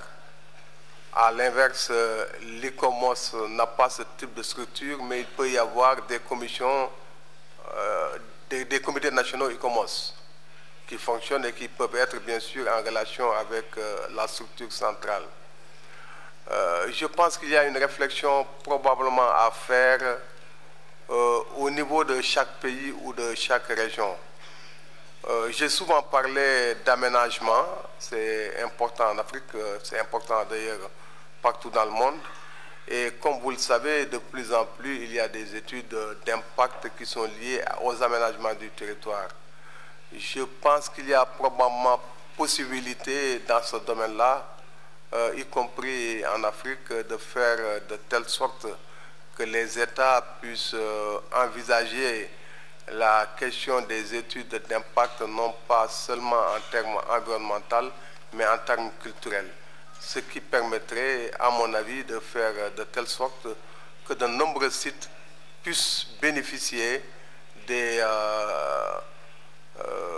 financements en provenance des études d'impact et que des connexions puissent être établies avec les experts de l'ICOMOS pour aider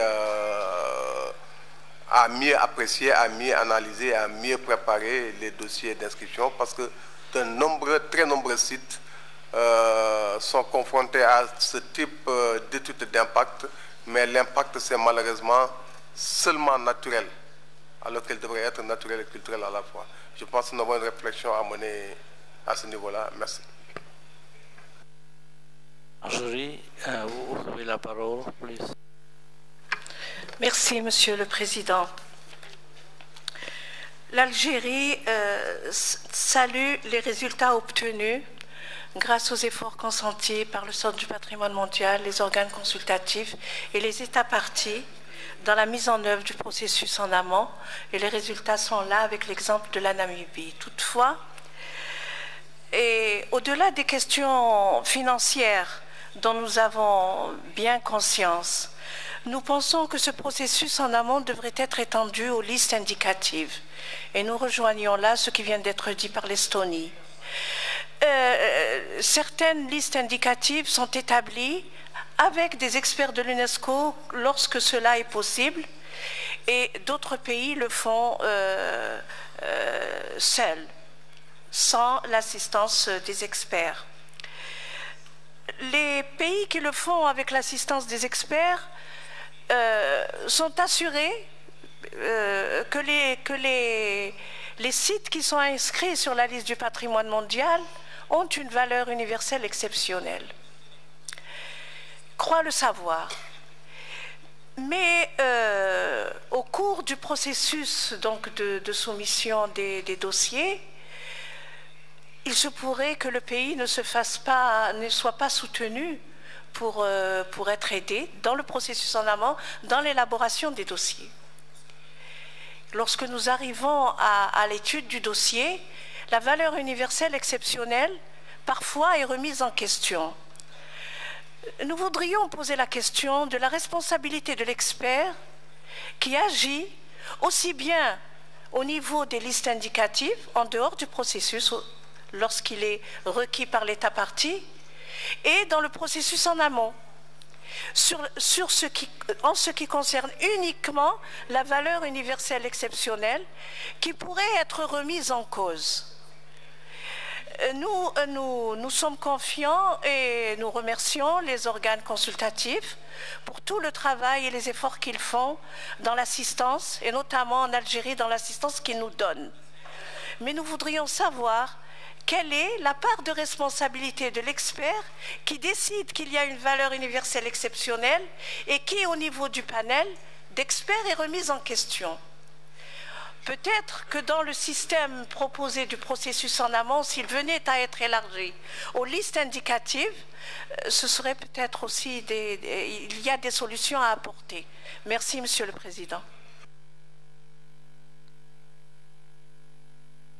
Before inviting the other committee member, I think I ask Mr. Director of the Center to make some clarification. Thank you very much, Mr. President, and thank you to Algeria for having raised that question. This is indeed a very important point that you have raised, and if you recall, the whole process of providing upstream support must start with the tentative list. It is very essential that the first step in the whole nomination process is the right step, and we are assured that the tentative list is credible, and the sites within that tentative list have the potential to morph into credible nominations as well. Having said that, the tentative lists cannot assure that the outstanding universal value is established in all cases. What it can sort of reveal at that first initial stage is the potential for a particular site to meet the criteria and to stand the test of outstanding universal value. It's very difficult to establish finally that this site has the outstanding universal value. It's a process that has to be established by comparative analysis and the whole process of further work that has to be done in developing a nomination dossier. So at the stage of tentative list, it is a list of potential sites which have the possibility of meeting the criteria and the potential to demonstrate outstanding universal value. So these are potential sites. So it cannot be guaranteed that these sites will all lead to successful nominations.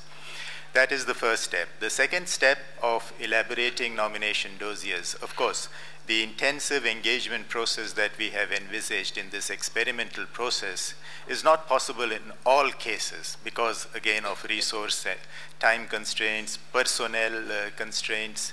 So that has to be also borne in mind.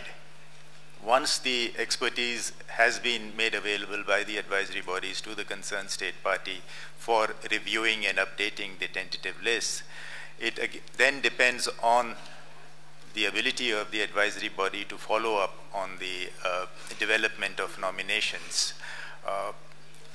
The cases that have been mentioned in this document are those where an intensive engagement has been made possible, and as you can see, that has not been uniform across all the cases and in all the regions. But in the development of each and every nomination, whether or not that kind of a close collaboration is possible is questionable. It depends on resources, personnel, structures of the individual advisory bodies, as has been commented on by many members. Thank you, Mr. President. Je vais continuer. Je donne la parole à la France. Merci, Monsieur le Président. Je voudrais dire que la France fait tout à fait écho aux préoccupations qui ont été exprimées par notre collègue l'ambassadeur de l'Inde et également aussi par celui du Sénégal.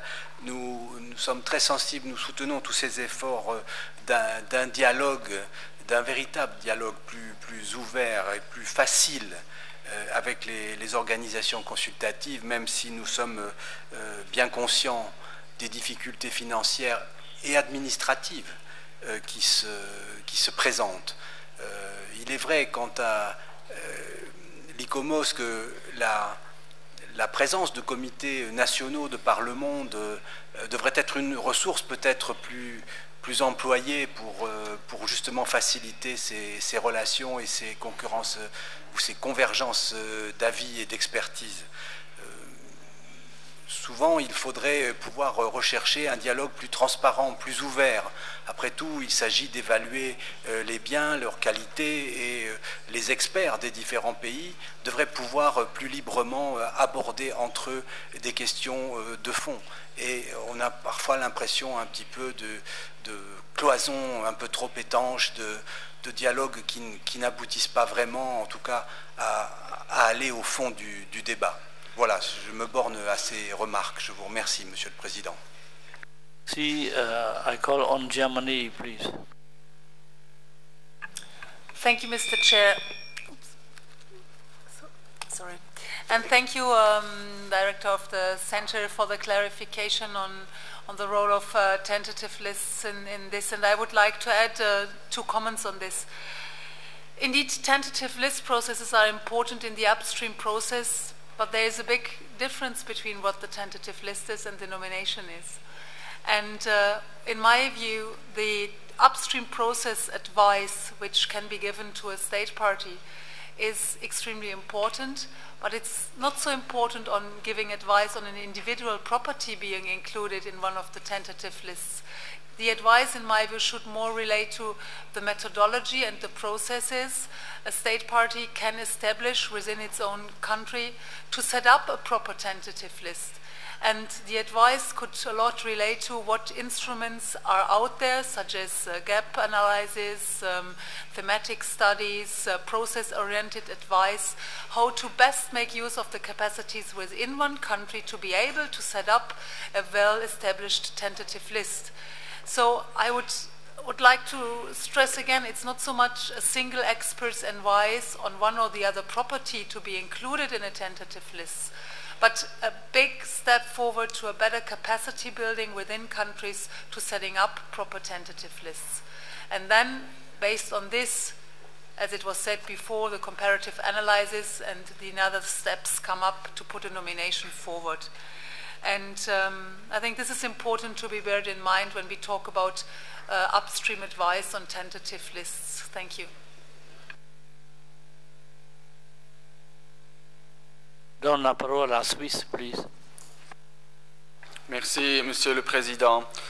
Ce que nous appelons le processus en amont dans son sens large, donc englobant le travail sur les listes indicatives, et là nous soutenons pleinement ce que vient de dire notre collègue de l'Allemagne, mais aussi la mise en œuvre des résultats des rapports périodiques, notamment au niveau régionaux et subrégionaux.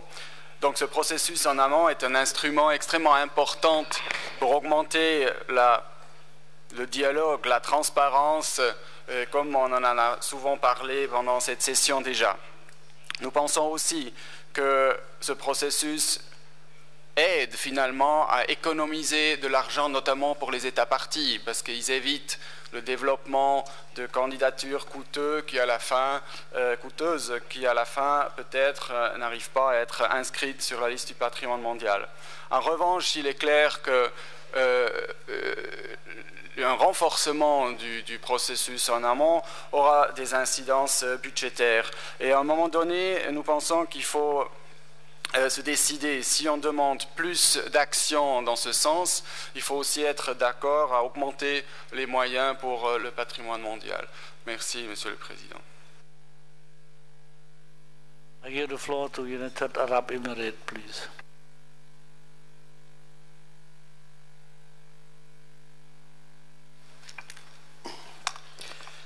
شكرا سيد الرئيس.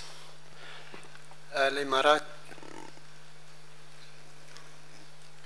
عبر الفترة الماضية من بين الدول التي عبرت عن رغبتها الشديدة في رفع مستوى التعاون والتنسيق بين الدول الأعضاء والجهات الاستشارية، ونحن نعتقد اليوم بأهمية هذا الحوار لأنه ينعكس على أدائنا العام تجاه حفظ وصون التراث العالمي بشكل عام عبر عملياته المختلفة، بدءا من التسجيل الأولي للقائمة والتفكير بالترشيحات، وبالتالي النظر إلى القواعد العمل المنظمة وإلى التوجيهات وإلى كل هذه الأمور المتصلة.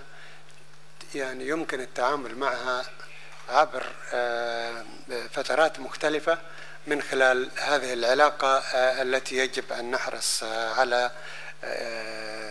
تشجيعها بين الدول الأعضاء والجهات الاستشارية ومركز التراث العالمي. نحن ندرك أنه شريك أساسي وهو يسهر على إنجاح هذا العمل الذي نقوم به. لذلك أنا أتفق مع من سبقني في الحديث والاقتراحات التي تمت الإشارة إليها. احنا فقط أود أن أضيف أنه هناك دول مقتدرة تقدر تحصل على الاستشارة وتتحمل نفقاتها، ولذلك يعني يجب أن يراعى هذا الجانب. وهناك دول لا تستطيع تحمل هذه الاستشارة. يعني ونحن نتكلم عن الموارد المالية، يمكن التعامل مع فكرة الدول ذات الحاجة والدول الممكن أن تتحمل هي نفقات هذا التنسيق بينها وبين الجهات الاستشارية. ولكن نحن في عملنا في هذه اللجنة وضمن إطار هذه الاتفاقية لا نتحرك بمعزل عن أن كل شيء يتغير حوالينا، الأفكار والتنظيمات، لذلك يعني علينا أن ننفتح أكثر وأن نتعامل بشفافية أمام كل المشكلات التي تواجهنا. وهدفنا في النهاية هو هدف مشترك، ليس هناك طرف ضد طرف. نحن نشتغل كأسرة واحدة، يهمنا أن ننعم بما حظينا به من روائع التراث العالمي والحفاظ عليها وإبرازها ووفقا للفرص المتكافئة بين كل الدول. شكرا.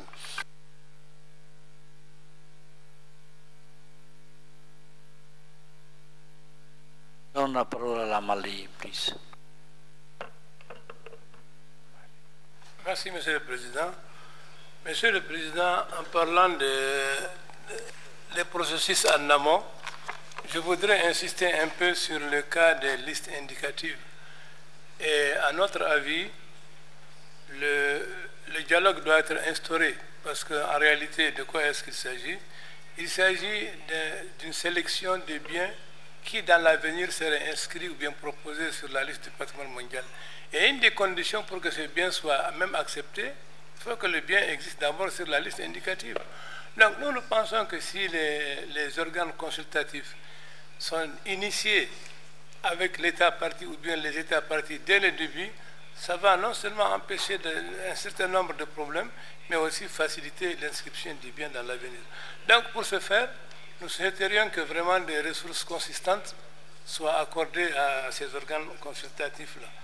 En plus des organes consultatifs, il y a aussi les centres de catégorie 2 qui assurent également cette formation. Il y a mieux, les centres de renforcement des capacités. Je pense à un programme extrêmement intéressant, Africa 2009, qui malheureusement est arrivé à expiration et qui nous a beaucoup permis d'améliorer la représentativité des sites africains sur la liste du patrimoine mondial. Je pense également à l'école du patrimoine africain et je pense également au fonds du patrimoine mondial pour l'Afrique. Donc ce sont là vraiment des initiatives à encourager, à accompagner, et c'est pour un meilleur renforcement du dialogue entre les États partis et les organes consultatifs. Je vous remercie. I give the floor to Japan, please.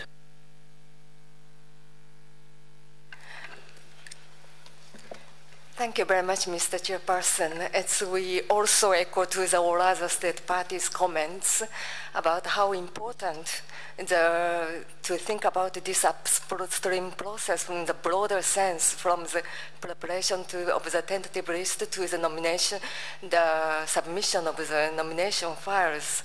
All state parties are struggling the time-consuming process of how to prepare the nomination files.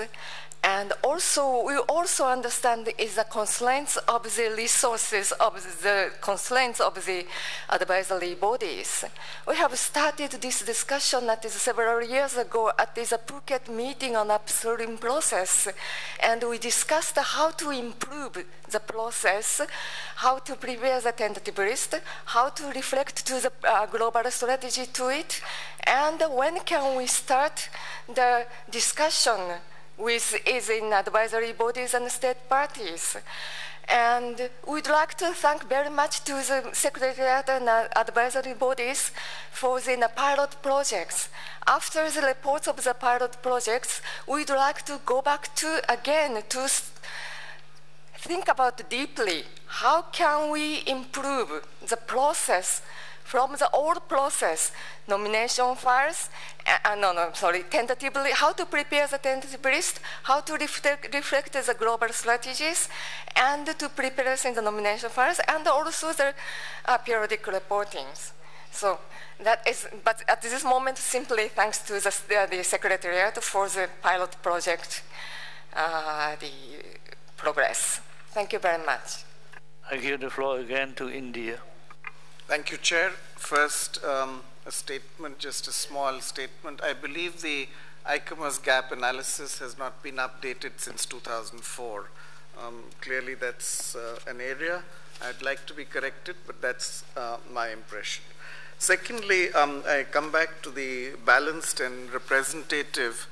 And after years of working on this, after years of talking on this, half of all inscriptions, at least before this meeting, even today are from Europe and North America, about a fifth from the Asia-Pacific region, about a sixth from Africa and the Arab region put together, and only an eighth from GRULAC. Clearly there is a problem.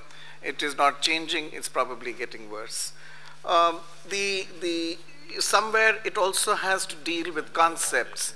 We have to realize that World Heritage, and we have outstanding examples discussed over the last few days, has to go beyond the jetties and villas and gardens and decorated farmhouses. I mean, we need to look at this differently.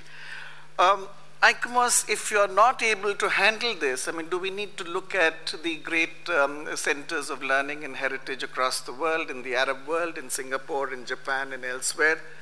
Local chapters, of course, we should involve them. And I think ICOMOS is making efforts. But in India, a country of 1,300 million people, till recently, ICOMOS India consisted of 6 people, all retired and most tired. So we need to look at this, and you need to look very seriously at the possibility of alternative sources of advice which is provided for. But if ICOMOS is to do it, either ICOMOS has to undergo a transformation that we have not seen yet, develop an outreach that we have not seen yet. This is a very serious issue. And I think this is where it comes down.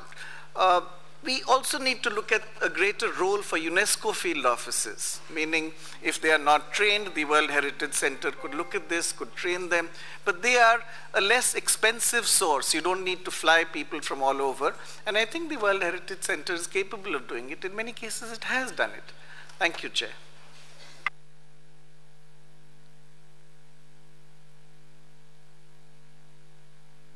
Hold on, Mexico, please. Muchas gracias nuevamente, señor presidente. Nada más brevemente queremos mencionar dos temas de fortalecimiento que creo que son importantes.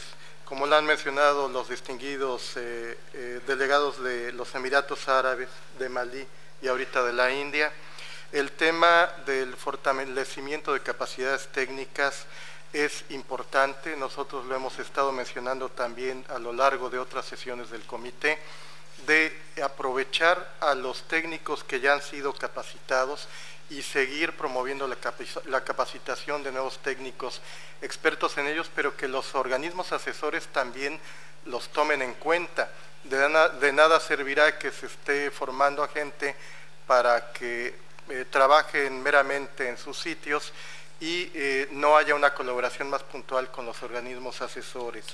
Y algo que para nosotros es muy importante, permanentemente sale el tema a discusión en nuestro país, el fortalecimiento del comportamiento ético de los comités nacionales. Pues además de tener contradicciones muy fuertes entre los comités nacionales y los estados parte, también son muy frecuentes las contradicciones entre esos comités nacionales y las opiniones de ICOMOS Internacional, por ejemplo. Muchas gracias.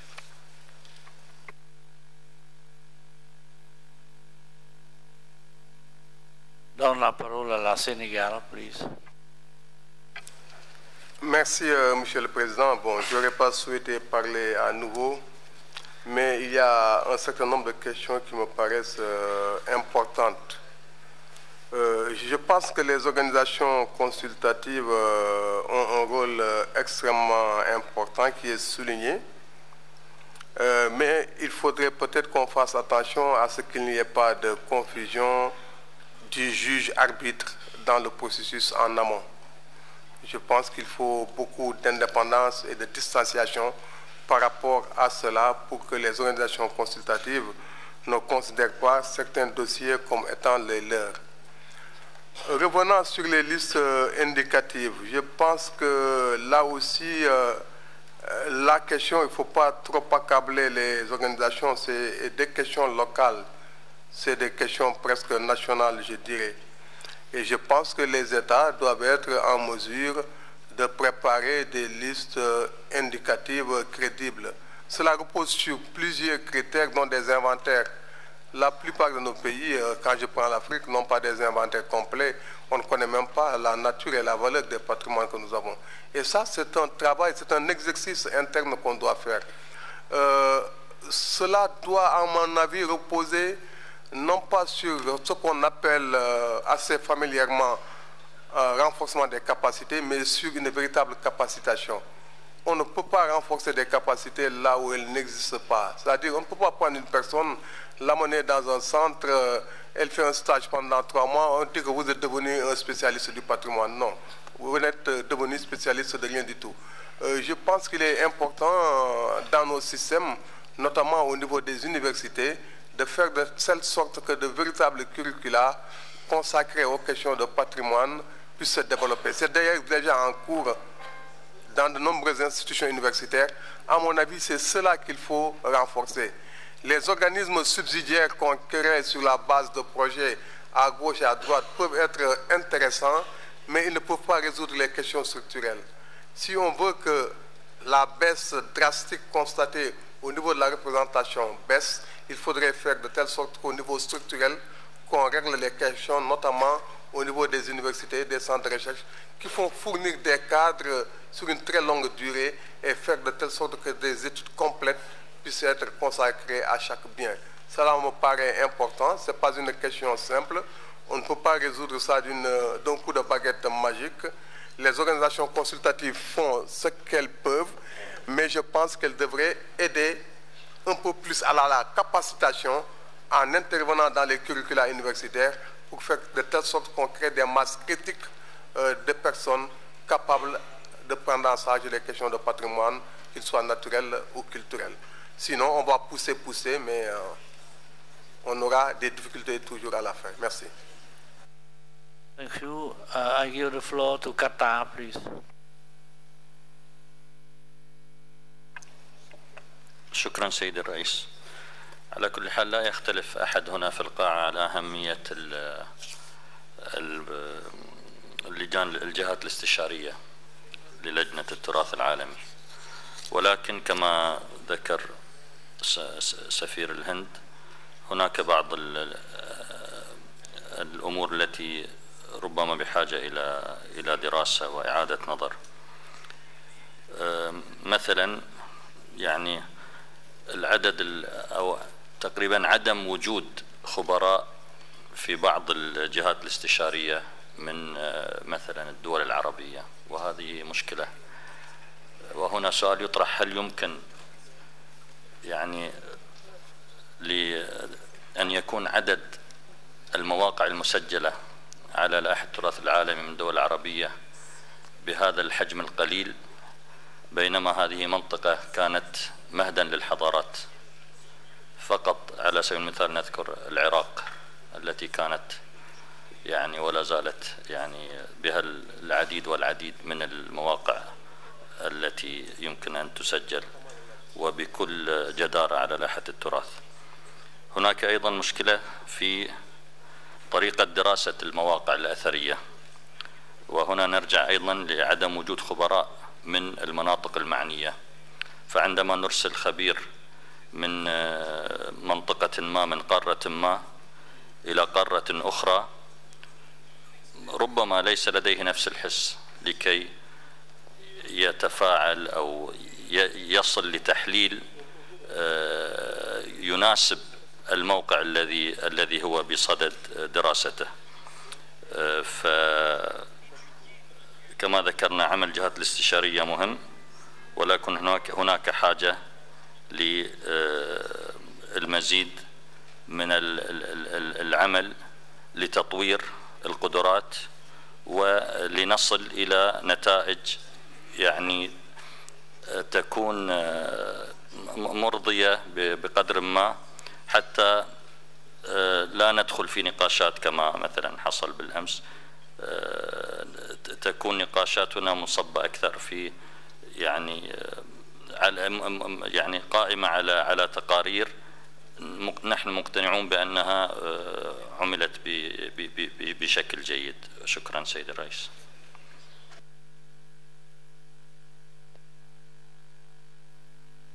Donne la parole à Mali, please.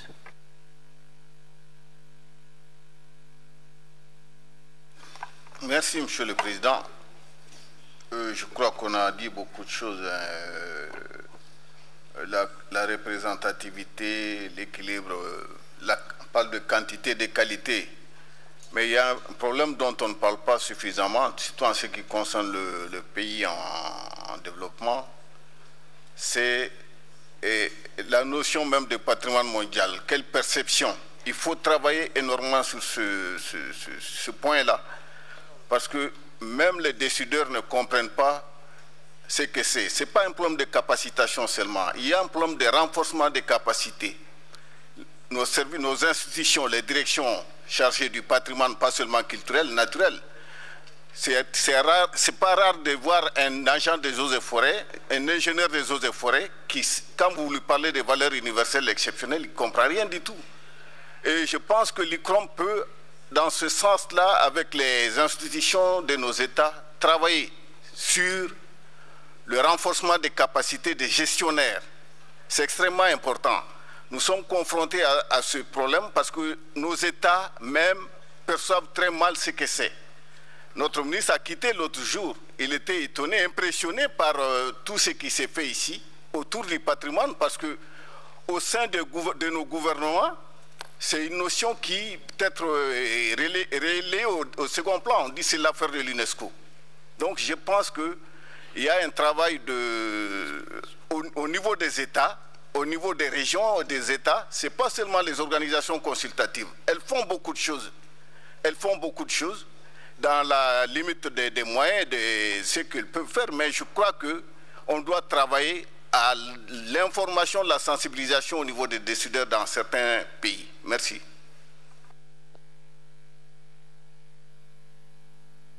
Algérie, vous avez la parole.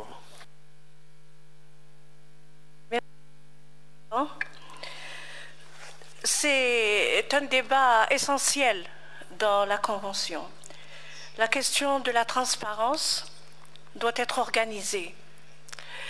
Ce ne sont pas les organisations consultatives, de notre point de vue, qui sont en cause.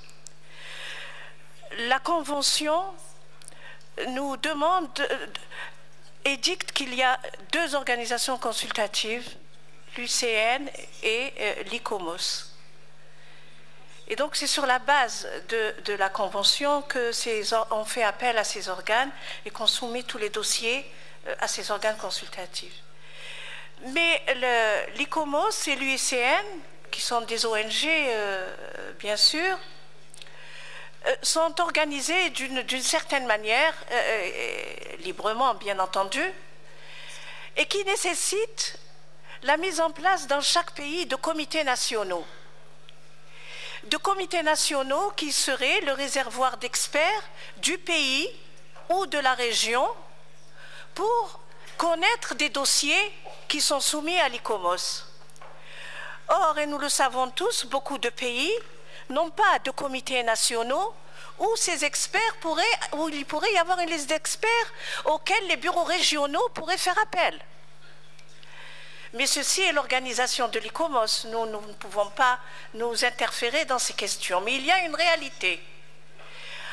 Il s'agirait probablement, peut-être à mon avis, qu'il y ait un débat avec les organisations consultatives qui trouveraient des solutions dans leur statut pour faire appel à des experts régionaux qui ne sont pas encadrés dans des comités nationaux qui relèvent de législations particulières. Nous aurions ainsi une liste d'experts à l'échelle régionale qui pourrait donner un avis, notamment sur les prismes de vue que nous pouvons avoir dans certaines régions sur des sites qui forcément ne relèvent pas des compétences peut-être d'un expert qui est spécialisé dans des domaines précis et qui ne peut pas être un spécialiste de toutes les... un spécialiste, comment dirais-je, pluridisciplinaire. Il ne peut être spécialiste que d'une question.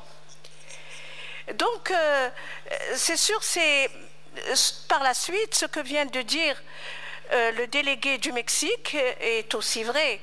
Il peut y avoir des divergences entre le comité national et l'ICOMOS et la direction de l'ICOMOS, et ça c'est une autre question. Mais le réservoir d'experts au niveau des différents États et des régions est une nécessité absolue. Merci, Monsieur le Président. Je donne la parole à la Suisse. Merci beaucoup, Monsieur le Président. Je ne résiste pas à la tentation, à la suite de ce qui a été dit et que nous approuvons largement, et en particulier à la suite de ce qui a été dit par le délégué du Mali, de renvoyer l'attention au programme du patrimoine mondial pour le renforcement des capacités adopté lors de la dernière session du comité, pour lequel nous nous sommes engagés, nous, la Suisse, que nous avons cherché à présenter dans un side event, comme nous les appelons, et qui permettrait justement de mieux focaliser non seulement l'attention, mais également des ressources sur la promotion de l'expertise, ceci à travers le monde, à l'appui du patrimoine de chacun et du patrimoine mondial. Je vous remercie.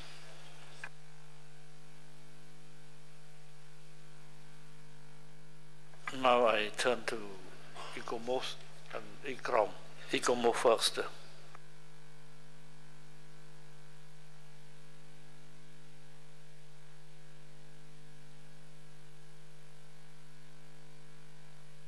Ikomo first, and after that, Ikrom. Thank you, Mr. Chair. I would like to comment on various specific points that have been raised by state parties, and then perhaps also I could make a few general points on behalf of ICOMOS.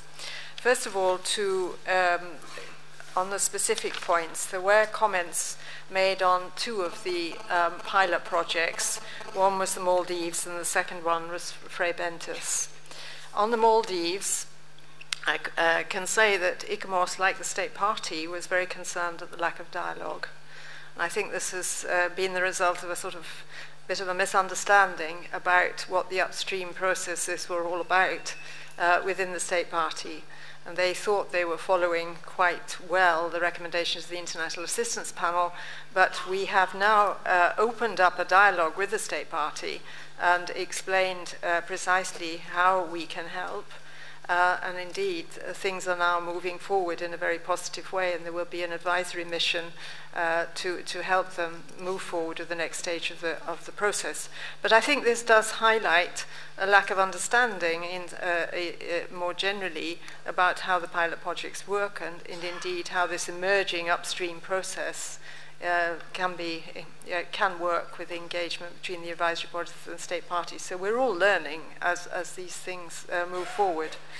In relation to Fray Bentos, I can confirm that yes, an ICOMOS expert has visited the property, but there is to be a visit of a further expert before the report will be finalized and made available. The third point that was, factual point that was made was in relation to the ICOMOS gap analysis, which the Honourable Delegate of India raised. Indeed, the ICOMOS gap analysis was undertaken in 2004 and presented to the committee, but at the same time there was also a gap analysis that was undertaken by IUCN the same year. Neither of them have been updated, and this is something that has been highlighted on a number of occasions about the need to update this process, and we were rather hoping that there might be funds available to update it for 2014. That's sort of 10 years on from when it was first done. So I think both of the advisory bodies really fully support the idea of updating these gap analyses, but I'm afraid the issue is one of resources as to how we might be able to achieve that. But could I now make some more general points in relation to what has been raised? ICOMOS is structured, as has been said, very differently from IUCN. We have less visibility on the ground in terms of regional offices. Nevertheless, we do have a wide network of experts, some 10,000 members, and national committees. And we are absolutely dedicated to using the resources in this emerging field of upstream stream work. We, in the best way possible, and building engagements with state parties. But we, as several members of the committee have suggested, there is a need for a strategy for this upstream work because it has so many dimensions. And to us, it has two particular dimensions. One is specific advice, which state parties call upon the advisory bodies to give advice on particular sites that they've already identified as possibilities for inscription, and also perhaps on particular aspects of the tentative list. But as I think has become clear from this debate, there is also a strong need for generic advice, which is much more long-term, for training, capacity building, and awareness raising, all of which have been raised during this discussion. And ICOMOS considers that it is fundamental that there is more discussion on how the advisory bodies can engage in both specific advice and generic advice, and particularly for the latter, in collaboration with the wider heritage community, because this is essential. The advisory bodies together have limited capacity, and we absolutely must engage in the best way possible and act as levers, if you like, to engage with the wider heritage community to begin to address the very strong emerging needs of state parties. But I would also like to just comment on the tentative list issue, because some state parties have suggested it would be beneficial for advisory bodies to be involved in tentative lists, whereas an opposite view was put forward from the Honourable Delegate of Senegal. At the time that the GAPS reports were written in 2004, it was stated then that tentative lists were absolutely crucial starting point for the nomination process, because these GAP reports analysed not only inscribed sites, but also tentative list sites. And the conclusion of the GAP report was that if all the sites on the tentative list were inscribed, then there would be very little impact on the overall representativeness of the World Heritage List. So there were fundamental issues that were identified at that time in relation to tentative lists and the issue of trying to make the World Heritage List more representative. And ICOMOS certainly does take the view that the tentative list is the key starting point, and there is the potential, we consider, for perhaps not commenting on individual sites within the tentative list, but certainly offering, as the Honourable Delegate from Germany suggested, some sort of generic advice on scoping and how tentative lists might be developed, and the sort of opportunities for certain types of site which would help to make the list more representative being included in tentative lists. So we do see this in general as an extremely important point, and we hope that this can be addressed as we move more in depth to look at the way that the upstream process can be structured in the future. Thank you. You have the floor. Thank you very much, Mr. Chairman. First, I would like to give just a small, gentle reminder to the distinguished representative of Algeria that, in fact, there are 3 statutory advisory bodies to the World Heritage Convention, not just 2. And it is exactly within the context of the upstream processes that we feel that ECROM can be of the most help. While most of you are member states of ECROM, and it might be possible to utilize our additional capacity within a more comprehensive upstream process. I would like to first recognize the comments of many of the states parties which see the upstream process in its wider context. ECROM sees the upstream process as part of a larger capacity building process, and while we cannot engage in direct dialogue in relation to individual nominations, as IUCN and ECOMOS can, we do feel that effective upstream processes must begin with well thought out capacity building activities. This is why the advisory bodies, specifically in relation to nominations, have cited often the excellent work of the Africa World Heritage Fund. The model of upstream process that they have developed includes a series of regional workshops along with field mentoring to aid in the development of nominations. These are attended by the advisory bodies, but they're also attended by other states parties who are doing the same work on nominations at the same time. And discussions and comments that, that take place are not just given by the advisory bodies, but also by other participants of the workshops who are going through the same process and facing the same problems. The advice received by individual states parties from the workshop are much richer than just a single bilateral discussion. Rather, they come from all of the different people who are working together within this workshop format. Now, clearly, this doesn't replace direct dialogue with IUCN and ECOMOS, but it can be a strong complement to it. And further, this type of process doesn't just build capacity for a single nomination, but it builds capacity within states parties for all future nominations that that state party may wish to be working on in the future. This kind of process for nominations is extremely valuable, and I think that all regions should pick up on the model and adapt it specifically to their own needs and their own specific situations, using the advisory bodies, using the Category 2 centers, as mentioned by the distinguished delegate from Senegal, using universities where possible, and other institutions. At the larger scale, as I mentioned in the item on capacity building, we within the advisory bodies are also working to improve our own capacity and our own representativity within the regions of the world. And toward that end, we have carried out a series of workshops in all regions to build our representativity in the different regions. And as mentioned by Switzerland, we have a great number of other activities that we would like to implement within the World Heritage Capacity Building Program in the future. And we would really ask the support of all states parties in order to undertake this important capacity building need at all levels of the convention. Thank you, Mr. Chairman, for giving me the floor. Merci. IUCN, you have 1 or 2 minutes. Thank you, Chair. I was told 1, so I'll try to be brief.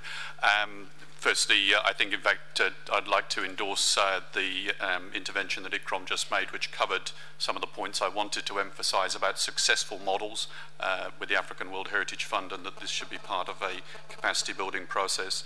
And I think, given the time, I would like to just remind that we do have new gap studies launched here on Criterion 7 and also Criterion 9 and 10 with the support of Australia and Germany, but we've noted in the discussion that there's still more work to come back to on the geological criteria.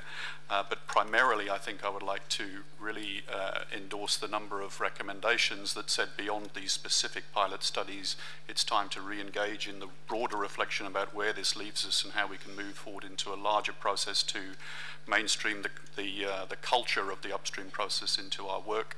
It is partly a cultural question about the type of interaction between the large networks that we access and the sort of comments that I think Mexico, Algeria and others made about connecting to the networks of expertise in countries, whether those are in state or in wider networks of professional practice.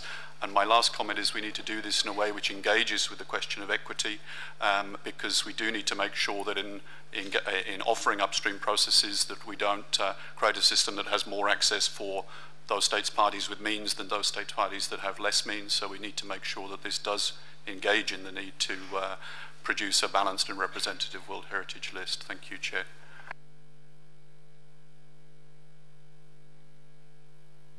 Merci. I see no more comment. So the draft decision 37-9 is adopted. India, please. I'm sorry, Chair. This cannot be a routine adoption. There was far too much that was said from the floor, some amount said from the rostrum. May I suggest that the World Heritage Center actually work on this during the lunch period? We take note of all kinds of things. We don't take note of the notable. And I think what has been said here is notable. I would suggest that the World Heritage Center look at this, try and reflect some of the issues that have been raised, and then put it in the resolution. Thank you, Chair.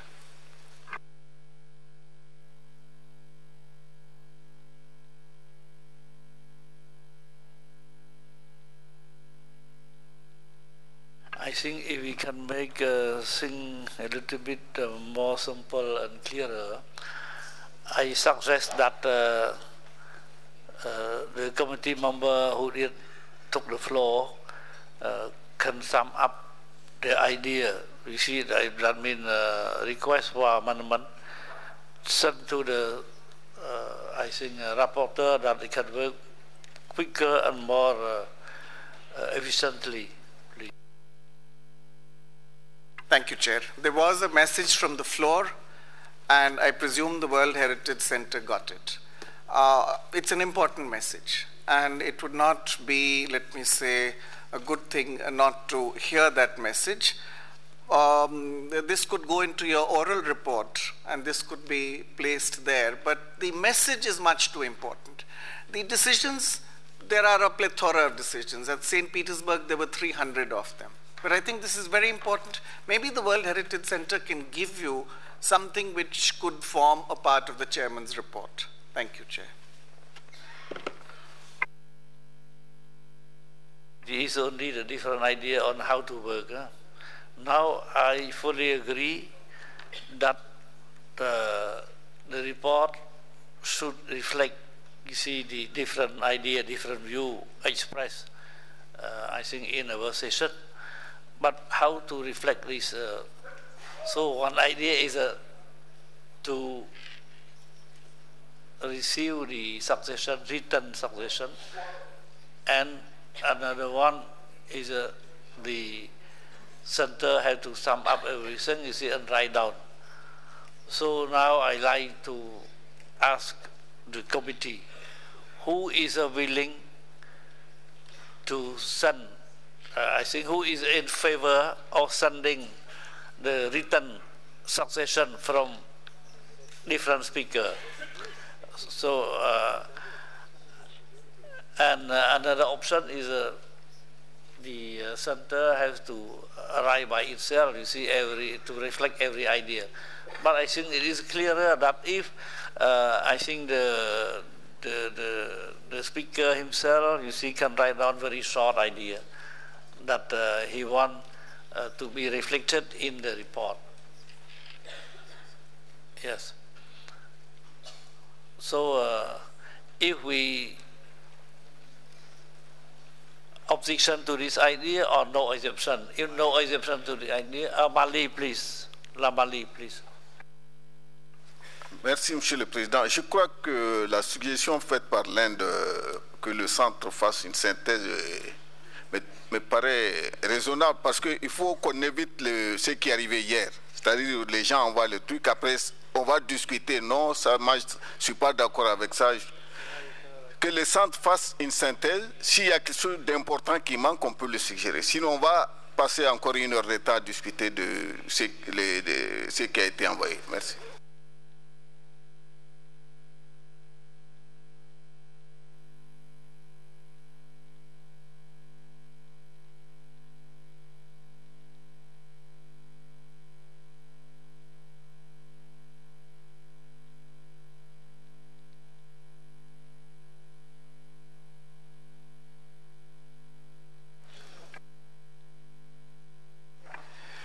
Thank you, Mr. Chairman.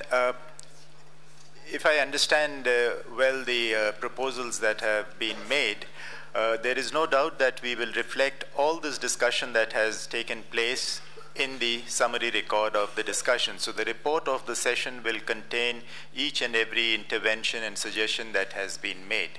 Now, if it is a question of amending the draft decision that is before your consideration, we can include a general paragraph that the center and the advisory bodies should take note of all the suggestions that were made in the discussion on this item and reflect them in the progress report for next year or reflect them in the development of other options and proposals for the next session. If that is acceptable to the committee members, we could proceed in that manner, Mr. President, and the adoption of the decision would have to be done maybe after lunch. Thank you, Mr. President.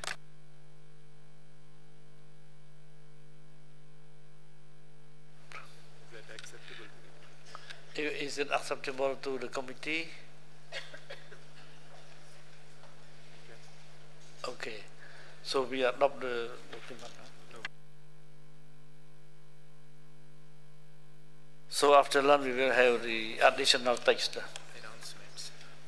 Please. Thank you very much, Mr. Chair. The organizational committee would like to invite the heads of the delegations of the committee members, advisory bodies, representatives of the secretariat and legal advisor to proceed to the lobby on the first floor for a photo session just now. Then we have 3 other announcements.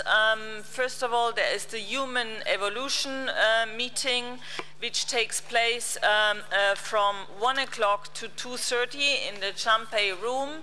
Then there is, this will be followed by the World Heritage Youth Forum in the same room after this Human Evolution presentation. Which then starts at 2 o'clock, and then there is another event which is the Disaster Risk Management and World Heritage on the 4th floor, room 4 in the advisory body space starting at 1 o'clock. Thank you. The session is adjourned.